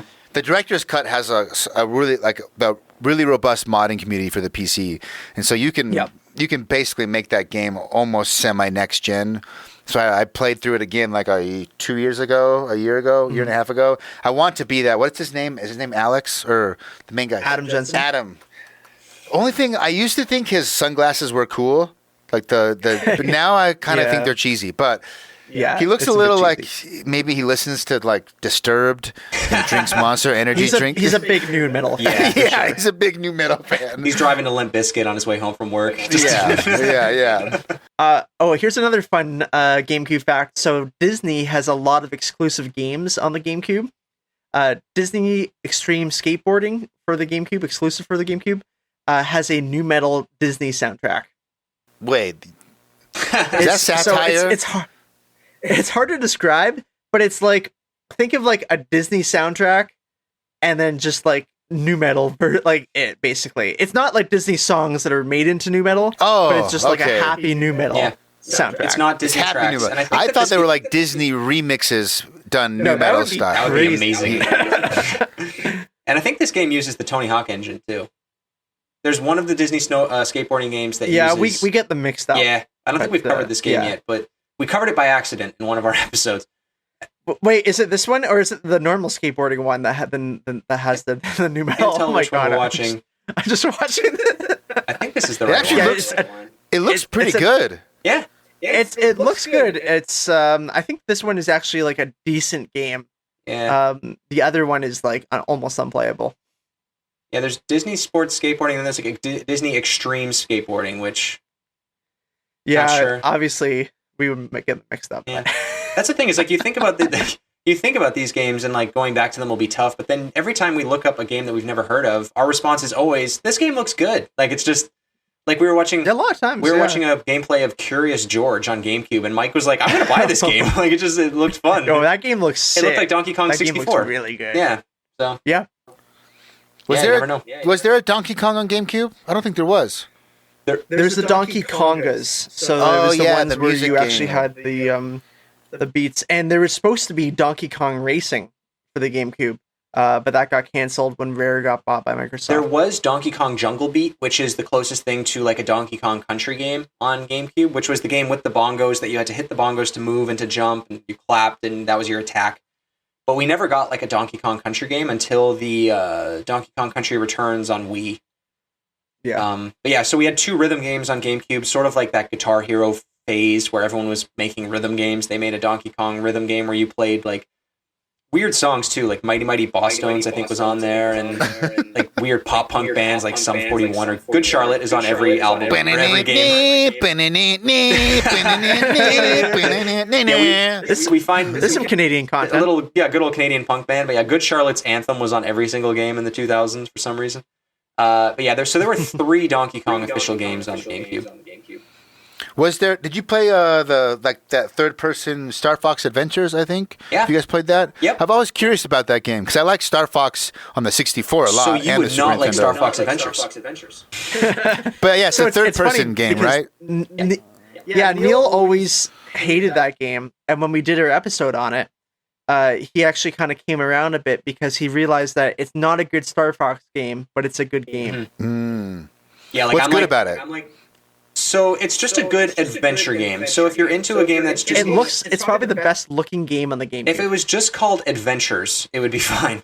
It's a great game if you're just looking to collect gems and to do repetitive combat and to have a really weird, cheesy story with talking dinosaurs and to explore jungles. But if you're hoping for a game... Oh, and Andros is wedged in at the end. But if you're if you're looking for a game that's on rails where you're Fox and you're helping Slippy get out of trouble and your Falco's not even in the game. If you're talking to Falco going through an asteroid belt, it's not the game. So you'd probably be looking more at Star Fox Assault on GameCube, which is a bit more like a traditional Star Fox 64 style game. Star Fox is one of those games franchises that I could talk about for hours and only talk about the N64 game. I'm only aware of really the Super Nintendo. Although the Star Fox 2 on the SNES Classic was sort of released, I haven't played it. I need to try it because I liked the original. But the 64 one for me, when the first time I got in that tank, oh my god, I'm in a giant tank. Hell yeah, sign me up. Yeah. No, every level in that game is so much fun, and the bosses are great. The dialogue is so good, and it still looks good today. Like, there's so few N64 games that look good still, and Star Fox is probably the one that still just looks fantastic. Yep. Yeah, the tank levels were great. You could hover, do barrel rolls. Oh, such a good game. Do a barrel But no, roll. Star Fox Adventures is not a good Star Fox game. There was. Oh, I'm thinking of Jet Force Gemini. That's a 64 game. Was there ever any follow up to Jet Force Gemini? No. I don't think there was. No. That's made by Rare as well, though. So. That's a Rare game. Yeah. Yeah. That's the thing is that all of Rare's projects kind of got canceled when they got bought by Microsoft. Yeah. They make Sea of Thieves now on Xbox, and they make Xbox avatars. It's kind of what they do. Didn't they make the Killer Instinct, the new one? I don't know if they made the new one. They made the original one for sure. But maybe they didn't develop the new one. I think Microsoft does own the IP, though. Yeah, Microsoft definitely owns the IP. We're not as big on the Microsoft franchises just because we never really owned Xboxes growing up. I bought an Xbox One because of Rare Replay. That pack that came with 30 Rare games. I sold my Xbox One, but I still have Rare Replay. So yeah, just to play Conker's Bad Fur Day, Banjo-Kazooie, Banjo-Tooie, Battletoads. Have you beaten Conker's Bad Fur Day? I booted it up once to try it out of curiosity, but I haven't really played it. I couldn't beat it. No, I got to. It's very hard. It is. I got to a few of the bosses, like the iconic ones, like the Great Mighty Pooh, and just to see Conker on screen. And then I went away for a week. I was on vacation, and when I came back, I think Arkham Knight came out, so I just got sidetracked and I played that instead. Yeah. Yeah, that's a game I've wanted to go back. Like the problem, some retro games, it depends on the style. Like, no, with emulators, it helps with save states. So your trial and error time gets shrunk down because you don't have to go back as far. Like, so I have worked my way through a few older games, and Conker's one of those ones where just because when I was a kid, it had so much press. And there was so much controversy around the game. And obviously, I grew up really like in a hyper-religious family, and I was definitely not allowed to play Conker or anything along those lines. And so I've always wanted to go back and play it. I booted it up, but it was definitely like, I was like, I don't know if I want to, like, it was clunky enough. I'm like, do I really want to play this? I want to commit to playing this, but I'm curious about the game because it's Conker's Bad Fur Day. Yeah, it's legend. Yeah, that's a bit of an issue with the N64 kind of era there, is that the graphics just are, and like the gameplay for most games in that era are very clunky and really not smooth at all. Where at least the GameCube, when you go back, you can easily go back to most of the games because they kind of still look like updated and the controls are good, and you also don't need 3 hands to play to use a controller. And that's, I think, we haven't even talked about the controller yet. I mean, but I don't know about you, but for us, it's our favorite controller of all time. Blasphemy! It's such a cool. Is there another? It's such a cool. Is there another controller out there that's better? I'm confused. The Xbox Elite, the Xbox Elite Pro. Oh, I don't even own an Xbox. I've never owned an Xbox, but they have the best controller. Yeah. That new one is super, especially because you can customize it. So, but I think at the time that because GameCube controller was a direct answer to the N64 controller, because most people who had a problem with that system, the problem was because of the controller. And also those controllers broke constantly. The joystick was always broken within a week of buying it. It was cheap. It was a cheap controller. Very cheap. And so when they developed the GameCube controller, they really focused on making it extremely durable. And they also, because they wanted to get more into mature games, they made the triggers specifically for shooters. So that you could actually, wrap your finger around it really nicely.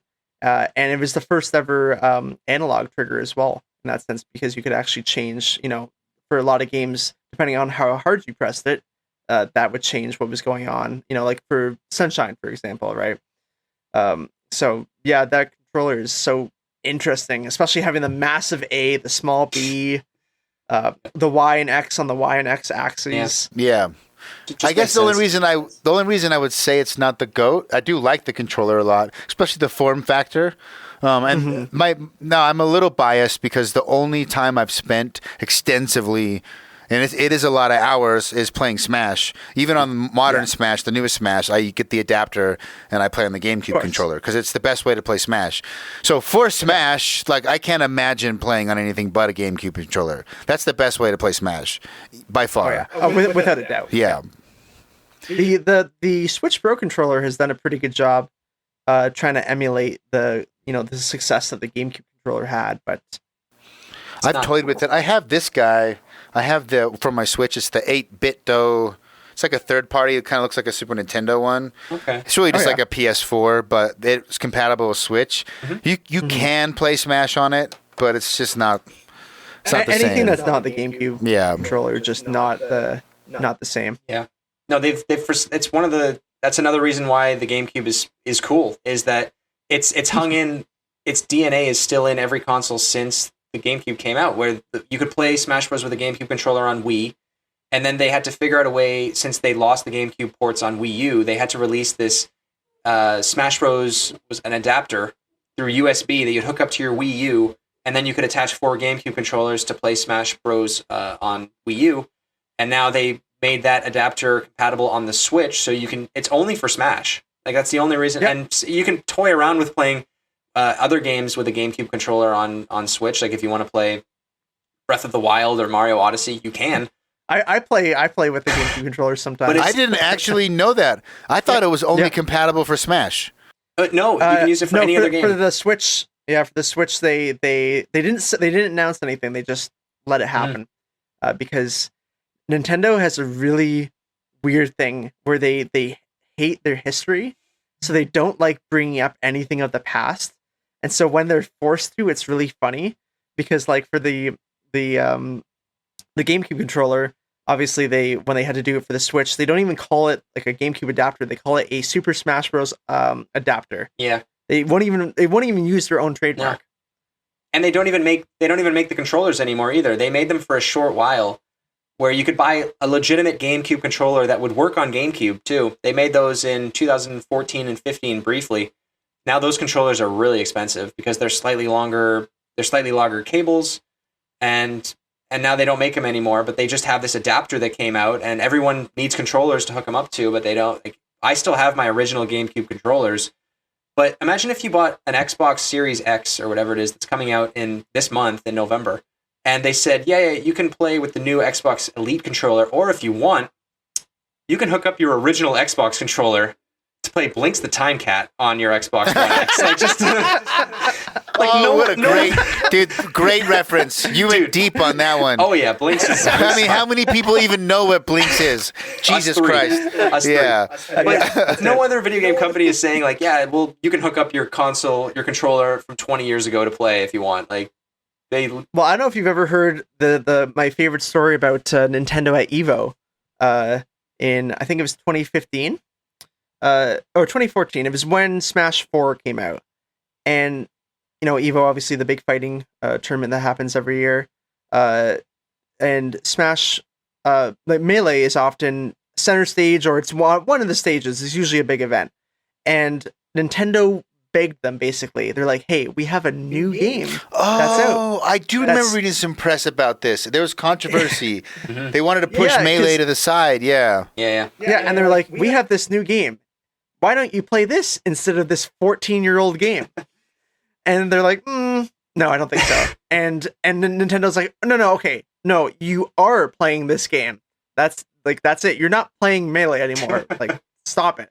And yeah, there was a big controversy about it, and Nintendo eventually relented. But I just think that's so funny. The fact that they even tried. Like, dude. Yeah. Like, you could. It is a weird. Like, I want some speculation since you guys are, way deeper Nintendo heads than I am. Where does that. Because Nintendo could embrace that and probably actually raise their bottom line. So where's the disconnect? Because obviously they want to make money. Like, why do they think that that's going to make them more money in the long, or like, why are they choosing to act that way? So Nintendo's core belief is that it is not a gaming company; it is an innovation company, and that's what separates them from, I guess, the other competitors, and that's why they look at their history different than everyone else. Because for them to go back to different, games or different catalogs and older controllers, that's seen as something going against their core belief of innovation. Mm-hmm. For them, every new console should be a complete do-over. It's a whole new clean slate. And so it's just kind of how they're organized and how they think. It's also very much a Japanese way of doing things. Definitely not and like the North American way is definitely rehash. Just use what you already have, and find out a way to make your bottom line and like get that profit up. And the Japanese culture is quite different, as we saw with Sega America and Sega Japan. Basically, them fighting brought Sega down completely. So that's probably the best way I could explain it. Neil, do you have anything for that? Yeah, I mean, that's probably, you pretty much summed it up very well. I don't know why there hasn't been a Melee remake, remaster just to come out. The other thing is that the game is inherently broken. So if there are other games that I'm sure Nintendo fans would love to see remade, like every time there's a new game coming out on Switch, you just see Earthbound 2 or Mother 3 coming out. Like everybody just wants Mother 3, Earthbound 2 to come out, but Nintendo refuses to release it. So there's just all these random games in Nintendo's catalog that has a lot of hype, but I don't know if it would do as well, just because it seems like the majority of people want it. It would do well, and I'm sure that they've looked at doing things like Melee remasters or remakes. But yeah, Melee is actually a broken game, and the way that it works is because people have found out a way to exploit those issues with the glitches in the game. So if they did make it again and put it out on a disc or on a cartridge, it might not be right, and I think that that's a huge issue as well. And yeah, they're a company that don't want to rehash anything. They're okay with going back and occasionally porting games, but like what we're seeing right now with the ports of Mario 64, Mario Sunshine, and Mario Odyssey in Super Mario 3D All-Stars, is that those games are going to be removed from the digital shelves in March. So like you won't even be able to buy the game anymore in a few months. The biggest Nintendoism I've ever heard. These games are 25 years old. They're among the most talked about Nintendo games ever. Everyone who's a Nintendo fan owns these 3 games. And they released them in September. It's the highest selling game of the month, and they're just going to not sell it anymore in a few months, which is, if our podcast was making thousands of dollars a day, and if Mike and I said, you know what, we're going to retire tomorrow, that's it, we'd have to be insane to say that. So it's just a backwards way of thinking. Maybe they'll go back on what they've said about the game, but it's just these weird moves that don't make any sense to us, as we're outsiders. We're from a completely different culture. We don't have nearly as big a business background, and we don't develop video games for a living, so there's that. But I don't know. That's one of the reasons why we love Nintendo so much, is just what are they going to do next? It's just it's almost more fun than playing the games, is researching how they run as a company. For me, as I get older, I'm more interested in just reading the news of what they're doing. Yeah. They've definitely done some that same business podcast when they were talking about the PlayStation Nintendo breakdown and the public E3 move and all the what would you call it, like corporate shenanigans, corporate espionage. Good word for it. Going on. I guess they were super anal about manufacturing games as well, and that was like the whole thing. Yeah. I guess in the Sony, I think Kaz Hirai is the guy that was. Why do I keep getting that name in my head? Anyway, he was like relooking at the contract right before E3, and there was something about manufacturing, that Sony was also going to have rights to manufacturing, whatever. And just the way they decided to publicly like, we're going to roll with it, and then at E3 announce that our partnership's actually with Philips and not Sony, and not even tell Sony. That's right. Yeah, they have this history of like. Wild decisions. I mean, the Wii U is a wild decision, and then the Switch came and was like, actually, the Wii U is almost like the Switch in utero, and they just didn't quite figure it out. It's the Switch beta. The Switch beta. Yeah, the Switch beta. And I was a Wii U owner, so when the Switch came out, and then they just started to pump out all of these remakes, or they're just putting Wii U games on Switch, I started to get a little annoyed because I bought all these Wii U games when they came out, like. We just got Pikmin 3, we've had Mario Kart, we've had Captain Toad and Donkey Kong Country Tropical Freeze, and even Smash Bros. Is basically it's a port, but they're adding DLC to it. It's really annoying for someone like me, one of the 12 million people who bought a Wii U, to watch all these games come out again, and then everyone rediscover them, and I'm just sitting here like, I was talking about these games 6 years ago, but that was a weird choice. Yeah, I mean, like I do sympathize. I mean, I obviously have a lot of gripe with Nintendo every day sometimes of what they do, but I do sympathize with their methods, because for me, I'm the kind of person who would rather have someone give me something completely new and different than trying to create the same thing over and over again. And I think I'm the kind of guy who likes the Star Wars Last Jedi more than the Episode 7, because Episode 7 is exactly the same as the first Star Wars ever. So that's the kind of, sure, you can make something great, but unless you make some kind of evolution, then you're gonna lose me as a fan. I mean, I know everyone's not like that. I know people, and sometimes even me, like just having the same thing consistently. But it is nice to see a company that does take innovation so seriously and really does like to start from ground zero every time they create something new, even if it takes them 20 years. Yeah. Yeah, and they have they have flops like the Virtual Boy. I remember playing a Virtual Boy in Toys R Us and being like, "That is so badass." My mom wouldn't get me one. We'd have the money, whatever. But I think I don't know exactly why that didn't take off. But I remember being completely blown away. Like, I can't believe this is a real thing. And I would, similar to what I think one of you were talking about, playing a kiosk while your mom was getting her hair done. Yeah. I had the same thing. My mom would go to like Joann's and like get fabric, and Toys R Us was next door. Nice. But that's fine. I'm just gonna go play kiosk stuff while you're at the fabric store. And I would play the Virtual Boy all the time. And they've always have, like, the recent one is the Nintendo Labo. Have you guys played with that? No. The cardboard. It doesn't. No, but I feel like if I had kids or if I was a kid, I would love that. It's a cool concept. They are always trying out new things, and we forget about the failures like Virtual Boy, and we remember the Switch because the Switch was a success. And that's the thing, is like, it's okay to have failures. And I think that's also a Japanese kind of method, right? Is that it's okay to have these failures as long as you have success. Where in North American business is often, you have a failure, shut everything down. That's it. Like, so it's tough because we did a whole episode of the Dreamcast, and we think the Dreamcast is one of the most innovative, coolest consoles ever to exist that very few people got to play. It's ahead of its time, and even I would like to talk about the Dreamcast more, but neither of us own it. We'd love to pick one up sometime when the stores finally reopen. But Nintendo is also one of these companies that you see with the NES. It was this massive success in the 80s, and then the SNES sold slightly less, the N64 sold slightly less, the GameCube sold slightly less. The Wii was a huge jump, and then the Wii U went back down. Now the Switch is going back up. So it is this roller coaster, but meanwhile, they've not quietly, but they've just been in the background. Their handheld market, which is what got Mike into Nintendo, was always killing it. Yeah. Mm-hmm. They kept pumping out these. First of all of their handhelds up until the Switch have been fairly cheap to produce. They're always a few generations behind in hardware. Like the Game Boy was 4 shades of green, 4 AA batteries, but it outsold the Game Gear, which was in full color, backlit, required more batteries, but it just had these fun games that everyone could pick up and play, and it was affordable. You could pick up a Game Boy for $90 with Tetris, one of the best games of all time. And then they just kept on making a better iteration of the Game Boy up until the Switch, which is just this console that you can now take on the go. So even though, they took a lot of hits with, the generations, like with the Virtual Boy and the Wii U, they've always had that market in their hands, other than the iPhones. I mean, the iPhone kind of took a lot of their lunch with Angry Birds or whatever. But dedicated handheld gaming has always been a Nintendo, almost a monopoly.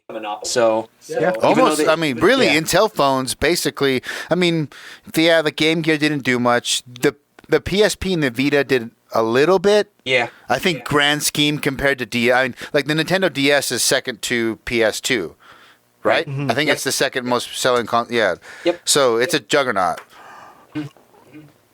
Yeah, and it's something that's so accessible to any kid too, especially at the time, right? So, I mean, like now times are changing with having phones, being ubiquitous and every kid having one almost, who's like that age to play consoles. But it kind of warms my heart, like when I'll take the subway, when I was going to work before the pandemic, kids going to school would like sit beside me. Or if it's like a group, like a class, and they'd be like, "Oh my god, he has a Switch!" It's like, "What are you playing?" And then they start like saying all these titles, and I'm like, "Oh my god!" Like the Switch still has a market. Like there's still a market for buying a handheld console like this, and that's something that I bet any pundit would tell Nintendo, "Oh, you can't invest in mobile technology like that. Everyone has a cell phone. They're just going to play games on their cell phone." And I think a lot of companies would say like, yeah, you're right. But Nintendo being Nintendo is like, we'll try it. Why not? Dude, what if Nintendo came out with a phone? Sorry? What if the Nintendo phone came out? Right? Yeah. Well, I mean, there was the Nokia N-Gage, which was a very cool attempt at I played something. one for a little bit. At the store. It was cool. I think I played Doom on it. Sweet. Like the original Doom, yeah. Nice. I mean, the lesson for those, though, is always it doesn't matter what your hardware capabilities are. No Yeah. one cares. At the end of the day, people just want to play good games Yep. and play them in an easy way. And that, I mean, we saw that with the PS3 launch in 2006 when PS3 was selling, I don't know about in the US, but in Canada, it was $7.99. It was $800 at launch. Yeah. And so you have the PS3, and then a month later, you have the Wii selling at $250. I can play like family games on it. I can like bowl. do whatever I Do some bowling. want. It's cheap. I can bowl. And the PS3's whole thing was like, look, we have a Blu-ray player. And in 2006, no one cared what a Blu-ray player was or what it did. It was like, okay, sure, I don't know, but the Wii is games, and I'm buying this to play games. Yeah. And like that's why they got 100 million in sales, and the PS3 and Sony was in real financial trouble in the first couple of years of the PS3, and that's why they had to redesign it a couple times over to make their money back. Yeah, if Nintendo was like a North American only company, or if they were just trying to follow the trends, they would definitely, the Switch would be a phone, and we would be making phone calls on it. But instead they said, what if we have this console that is a screen with controllers on the side that you can take off, and you have two controllers to play against your friend. You can hook it up to the TV, take it on the go. You can build some cardboard around it to make a damn piano. And it won't, and it won't be a phone, but it will be this dedicated gaming hardware, which most people thought was dead. Like, most people don't have a piece of hardware in their pocket that does one thing only, which is plays games. Like, they don't even have Netflix on the Switch yet. We got YouTube, and that's about, and Hulu. And that's the only other two things you can do on there but play games. But if this was like a Microsoft or a Sony or an Apple product, it would be a phone. You'd have Netflix, you'd have Instagram, you'd have Facebook, you'd have all those things on it. You'd be making phone calls, and you could go on Discord, and that would be it. But instead, they made this completely out of left field console that is doing very well for itself. So I wonder what they're going to do. I definitely, so we've talked how Nintendo likes to reinvent themselves every generation.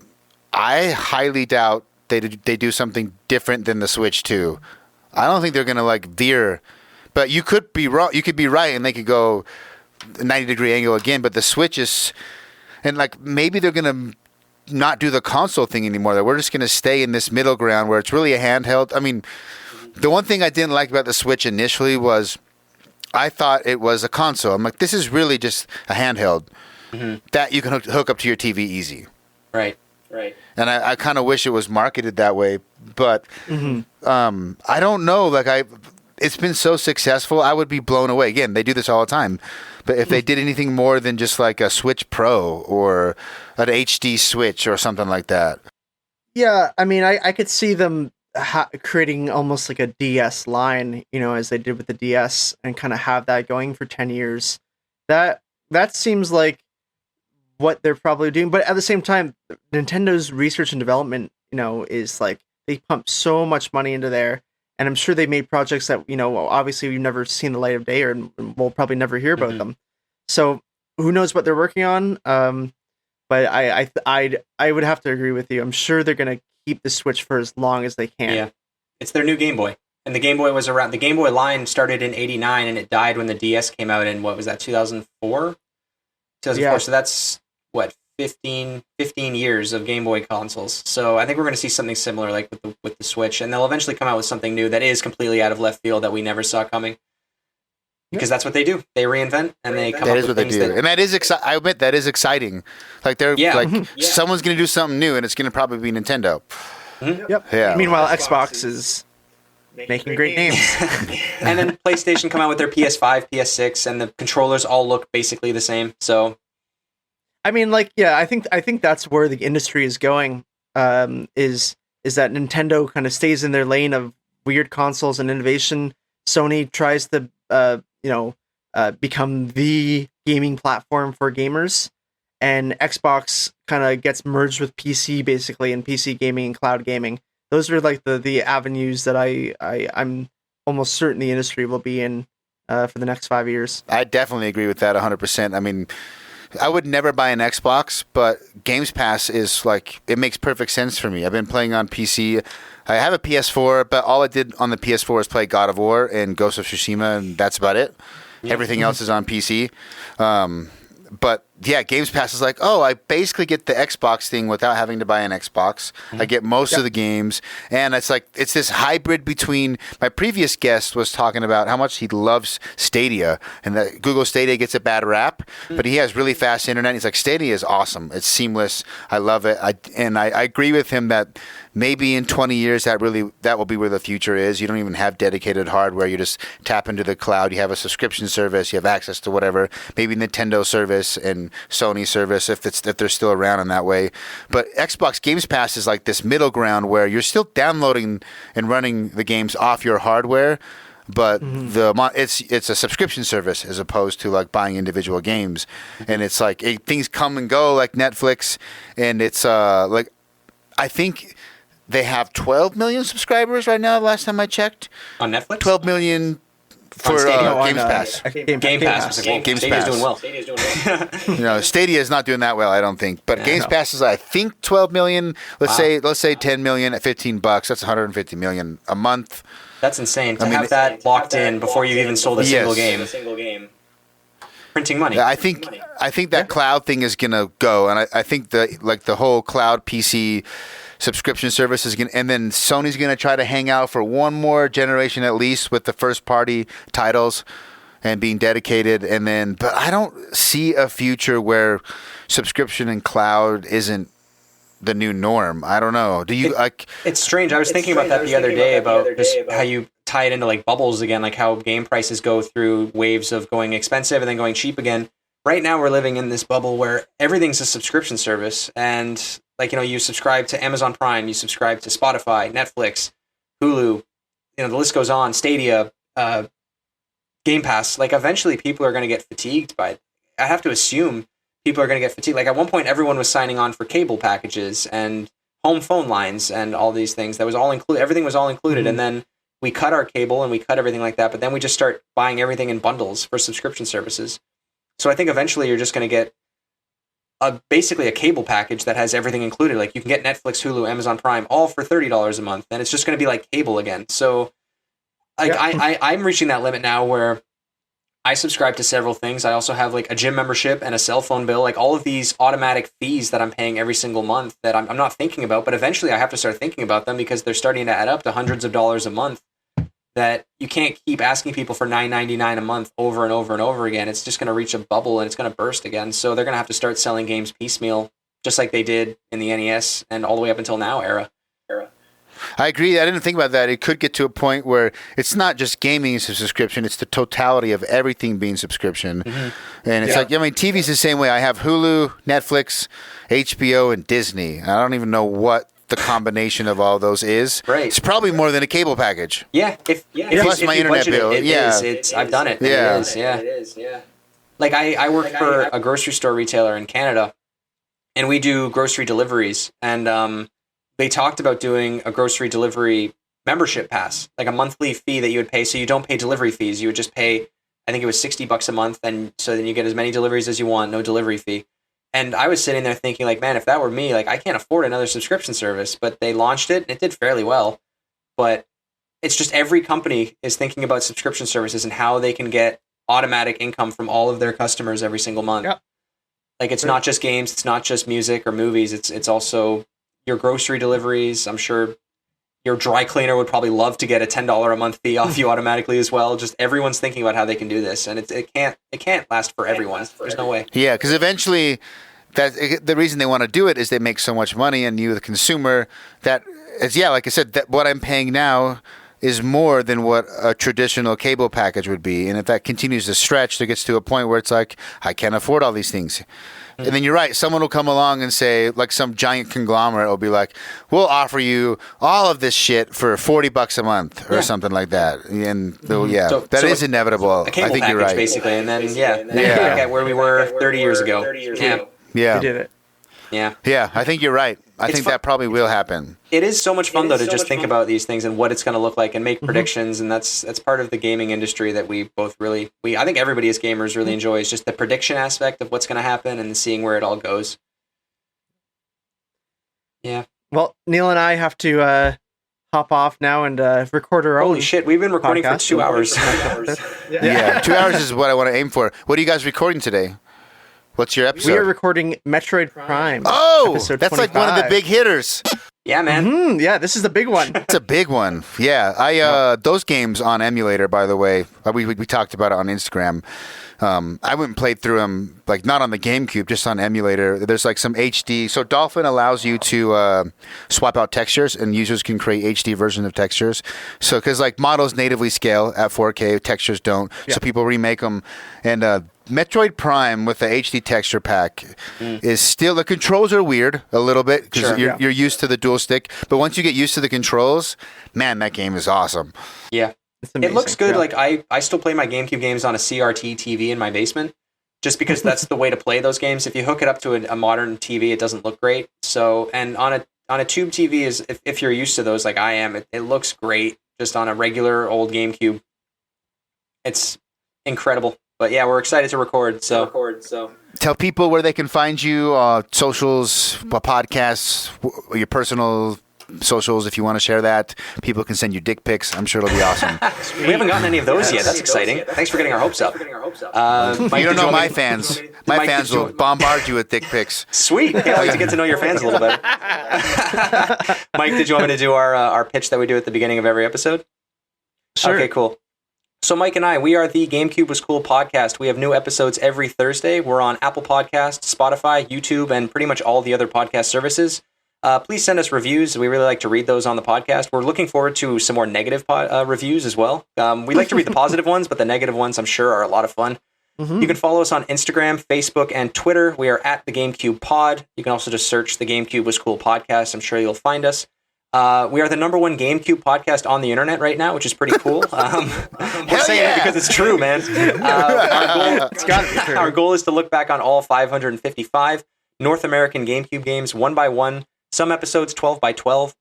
We've covered a whole bunch of games already, like we've done Super Mario Sunshine, Pikmin, Animal Crossing, Resident Evil, and this week, if you're listening to us on, what is it going to be, November... dates are hard. Hang on. November 5th, we'll have our Metroid Prime episode coming out, so that's super exciting. So we have a ton of AAA games, AA games, and random-ass sports games or whatever we've covered. So go back into our library and check those out if you haven't already. Yeah, and I am Neil Gilbert. I'm one host, and I'm joined every week by my best friend and co-host Michael Lane. Me, at Mike Lane on Instagram. And Neil is Neil, I guess. Yes, if you want to follow him. I mean, it's more exciting to just follow our GameCube podcast, I think. I don't post that often on social media. You can send the dick pics to the GameCube Instagram. Yeah, please send those to the GameCube one. We'll both see them that way. You'll be saving time. I told all my fans to send Patrick Hickey Jr. dick pics until he started his own podcast, because I think his books would do awesome as a podcast. He was awesome. So we'll continue with the call for dick pics with you guys as well. So when is he Hopefully starting his podcast? Has he started? I don't know. I guess we haven't sent him enough because he still hasn't done a podcast yet. We'll send him. Yeah, I will also put all the applicable links in the podcast description. Thank you guys for coming on. Appreciate it. We need more. You really are the only people who've talked about. This is episode for me like 30.